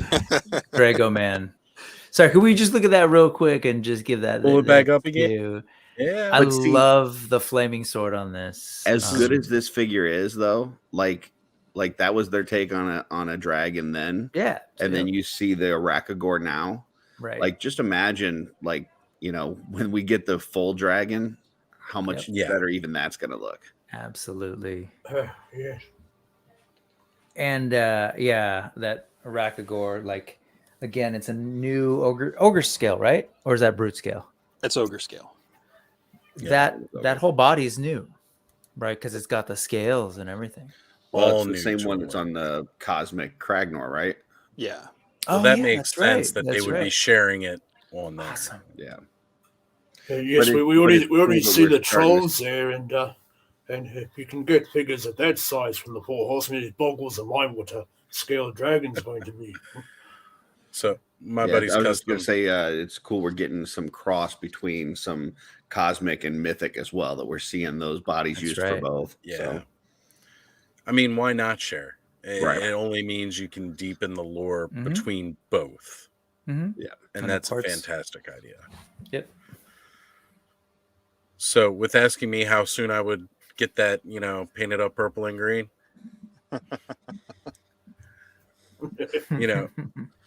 me and Bud are definitely going to be doing a stream at some point in time coming up where it's going to be me sitting here with some of my extra Origins parts, and he's going to be teaching a class kind of like this, where I'm actually learning to, better ways and techniques to do customs. Awesome. Other than just pop and swap. So, I would trust his hands though more with with Vapor Rub. My hands only on the Vapor Rub. We were talking about dragons, and then it made me think of how to train your dragon. Then I thought something about trains, and then what were you saying, Jesse? This might. I have to say, this might derail the conversation.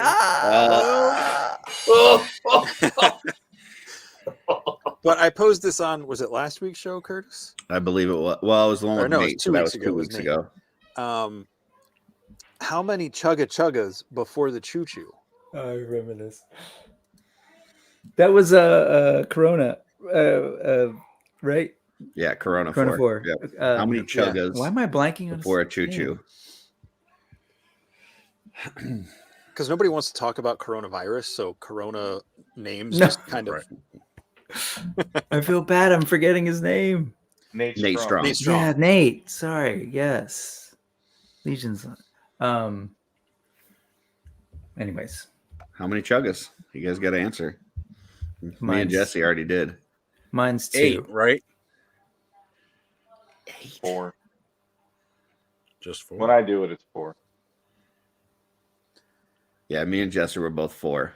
Yeah. I feel like it's got to be it's got to be 4 unless you're in an elevator that's only going up 1 floor and you're trying to get to the point really quick. Then you can do a chugga. But otherwise, it's got to be at least 4.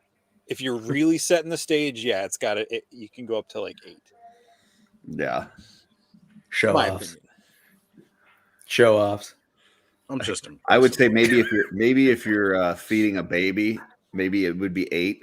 Because you're really trying to get there, chug, But What's going on here, indeed? You say that, but that's where I got the chugga choo choos from with me and my kids. It's like chugga choo choo. It must be the heat. What are you talking about here? I'm confused already.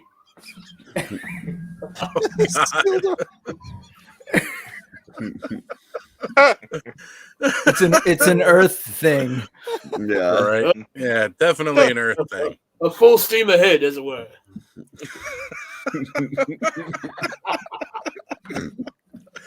Oh, sorry. There it goes. All right, guys. So I don't know. I think we've covered a lot of ground tonight. We've certainly gotten much higher on our races list than we had previously done. Sorry, that was not intentional. Yeah, it's okay. It was still good. People are wondering, wait, like right now, they're like, did I miss something? I didn't get that one. And this is I think the boiler's over. He was thinking of it. The boiler. Wavelength. It's just a clash of interest. We're gonna just start playing it every time Eldor thinks of a pun. He doesn't even have to We've say it. reached the crossroads, I think. Either that or it's going to be a preemptive thing where Brick just does it and then Eldor's like, you already got me. Like, I think it's turned into a bit of a crazy train now. I see the. Oh, hey. Which brings us back to Oz. Go ahead. Yeah. That's right. Thank you. I was just thinking that. So, yeah, guys, tonight I was definitely thinking we could call it a wrap here because, we've been going for almost 3.5 hours at this point. Let's start wrapping things up, and we'll start with Rick, and then we'll kind of swing around clockwise. So then it'll go to Sean, Curtis, Jesse, and Masterverse. What are we starting with? Sorry. Rick, go ahead and start wrapping us up. Let us know what you got coming up. Oh, just signing out. What do I got coming up? I don't know. I am working on editing some unboxing of older figures, so my Ambulis figure, and I'm gonna get through the rest of these Ezra current waves. So look out for those unbox somethings. And then definitely a new news thing. The question of when, I don't know. So, and thank you all for kind of hanging out with us.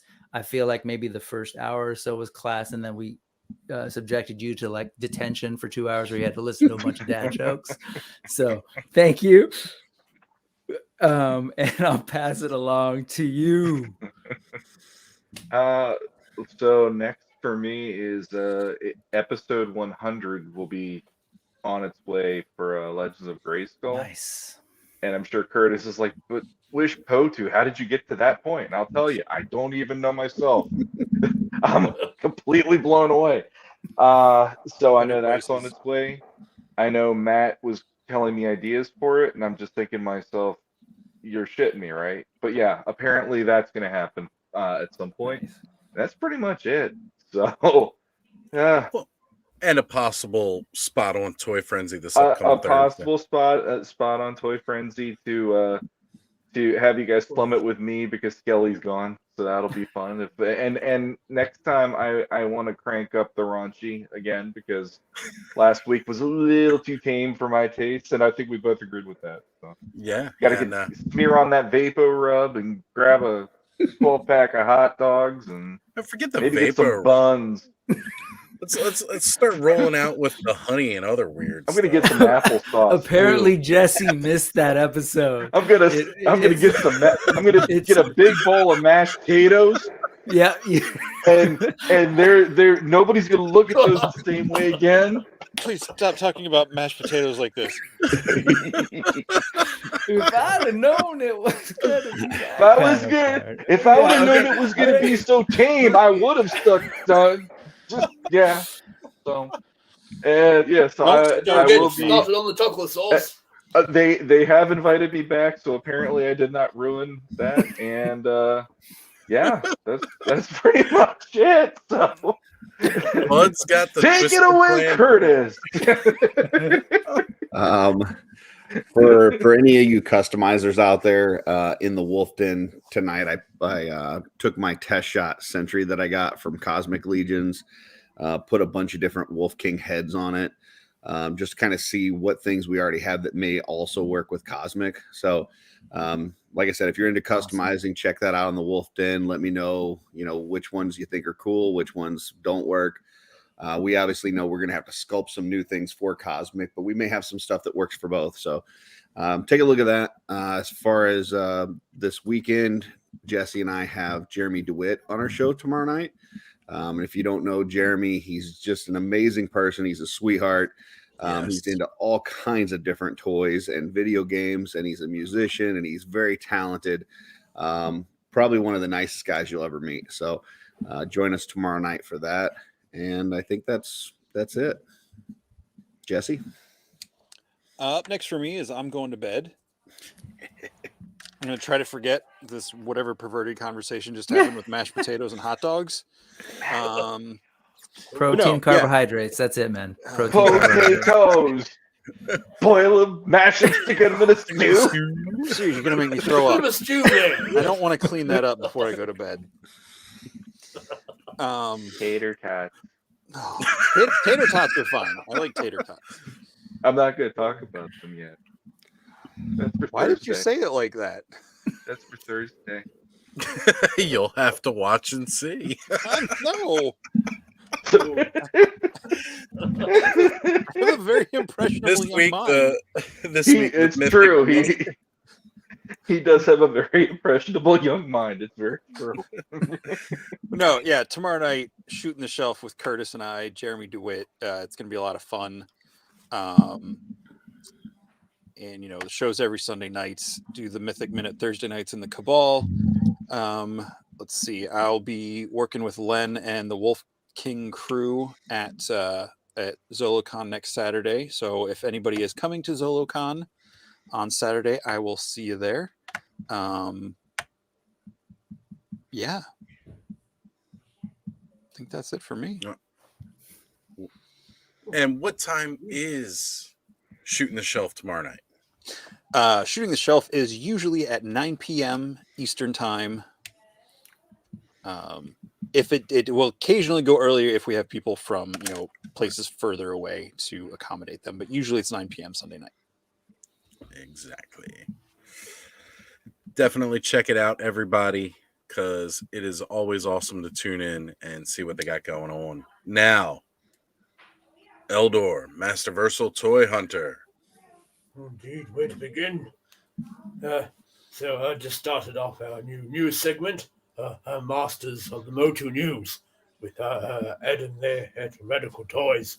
He has his little puppet there. So he's the master of the puppet.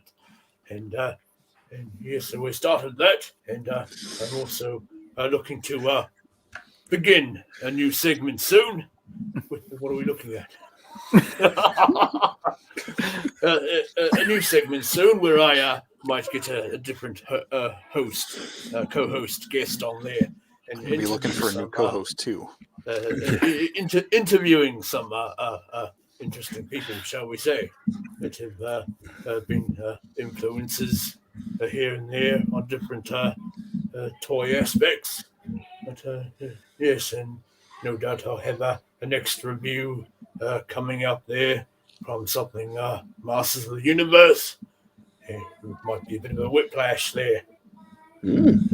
Origins Nice. whiplash. Yes. A lot Doesn't sound awful. Indeed. All right, then. Well, I'll close it out here. As you guys know where to... whipping your step. A bit nasty if you get to a bit of a aerator accident and the old seatbelt give you a bit of whiplash there. Right. So, guys, absolutely, it's been a pleasure. You guys, of course, everybody in the chat, catch me next Saturday night. I will be here for the next episode of Ostradamus Toys Live, and I will have special guest Elgin on from Cracktastic Plastic. We are going to be talking Kenner, Aliens, and Predators, a line that I feel never gets enough love. And as always, this upcoming Thursday, we'll be doing our next episode of Toy Frenzy. You can catch myself, Skelevator, may be with us this upcoming Thursday. We're hoping he'll be able to make his return. But if he's not, we'll still have cool Uncle Sean in the house, as well as also Vintage Motu Bobby, who was a bit here earlier tonight. And we're already making plans to be the most extremely raunchy episode you have ever seen. Whoa. Where has this conversation gone now? Oh man, we went past the gutter straight into the sewers. Indeed. Pizza Dude's got 30 seconds. I only need 5. They call me gone in 60 seconds. What you talking about? What is happening right now? It's worth a watch, Jesse. Go back. That's worth a replay. There's something in the water there. Yeah, definitely. If you want to see, Real quick, Oz. Sorry, Oz. Could you put on the names again so everyone sort of sees our names? Oh, absolutely. I could definitely do so. Because here. if you haven't seen it, I think that's where Sean got his awesome title. Oh, True. We are blowing that one up right there. The Truffle Shuffle Extraordinaire. Something new happened with that? No. It saved my life. It saved my life. That's so true. Is this the Truffle Shuffle story I know? The one where I didn't have to wrestle Anthony Halcyon? Yeah. Yeah, that one. Okay. Truffle Okay. It was extraordinary how it saved my life. Yeah. Well, I just didn't know if something new had happened that now it's your hand. Well, I did it on YouTube now. I was going to And say that's on for eternity there. That's right. Check out the replay. And it's go not back just to that. 2 episodes of Toy Frenzy. And I will say that's maybe even like the smallest moment of just a whole episode. The whole episode was jam packed full of adulterous, horrible things that we were very proud of that night. And that's why I'm amazed that they let me come back. I'm amazed that Skelly lets any of us on his channel. That's what I'm saying.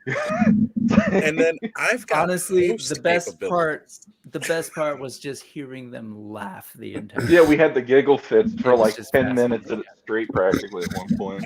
Yeah, there was nothing else going on except the 3 of us laughing for like 6 to 10 minutes straight. And then after we compose, and then all of a sudden Bobby goes Vicks Vapor and we'd lose it again for another 10 minutes. And then somebody would say hot dogs and we'd lose it again. Half the time it wasn't even a punchline. It was just somebody randomly saying things in the conversation. It was almost like a slumber party when you were a kid and like everybody's close to falling asleep, and then all of a sudden you'll just hear like a giggle out of somebody, and then everybody loses it again, and that's another half hour until you finally get to bed. Or beach balls. Come on. In our case. No one was going to sleep at that point. No, but I was amazed how much I could ricochet that thing that night. Anyway. Oh, Sean's back already. I was saying, Huh? I thought you dropped the ball there, sir. What did I do? You I didn't off touch a for a dang second. thing. I mean, and then I was on whatever that was with you last week, pitching Toy Story 5, the used adult toy store. Oh, that was another good. Nostradamus Toys Live last week. Yep. It started to go downhill. It brings new meaning to Woody.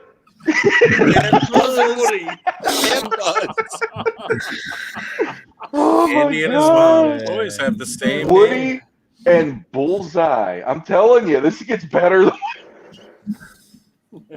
Say, man, they got the God. slinky. I rarely get that reaction out of him. He's been doing this. He's for off screen. solid 3 weeks. I'm usually the one laughing this hard. What's great is my that buddy's customs is getting hot under the collar here tonight. And then what's throwing great up. is not, just a little bit ago, it was silent, and it was like, Sean, I'm you're right fading, this I'm service. fading. Take a clip of this and send it to the douche. He passed the delirium point. All right. Wait, Sean, what's going Sean, on there off Sean. camera now? Jesus. It's sideways. Right challenge. I'm trying to make sure Connor doesn't watch that part of the episode.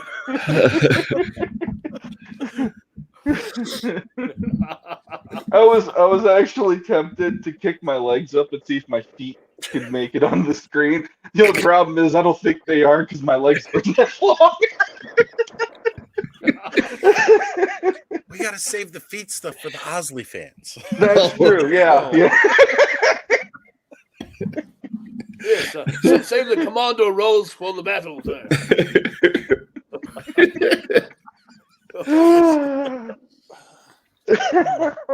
Sean, go watch some Sprite challenge videos.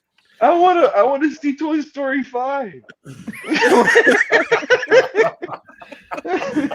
Hey, there's just one toy on a shelf, just sitting there, eyes wide open. It's You don't know the thing. things I've seen. I want this little alien guys to show up. There. Sorry, I want Curtis. this No. little alien guys to show up. I have been chosen, and then they come back. I wish I wasn't chosen. The claw, the claw. The claw. Ooh.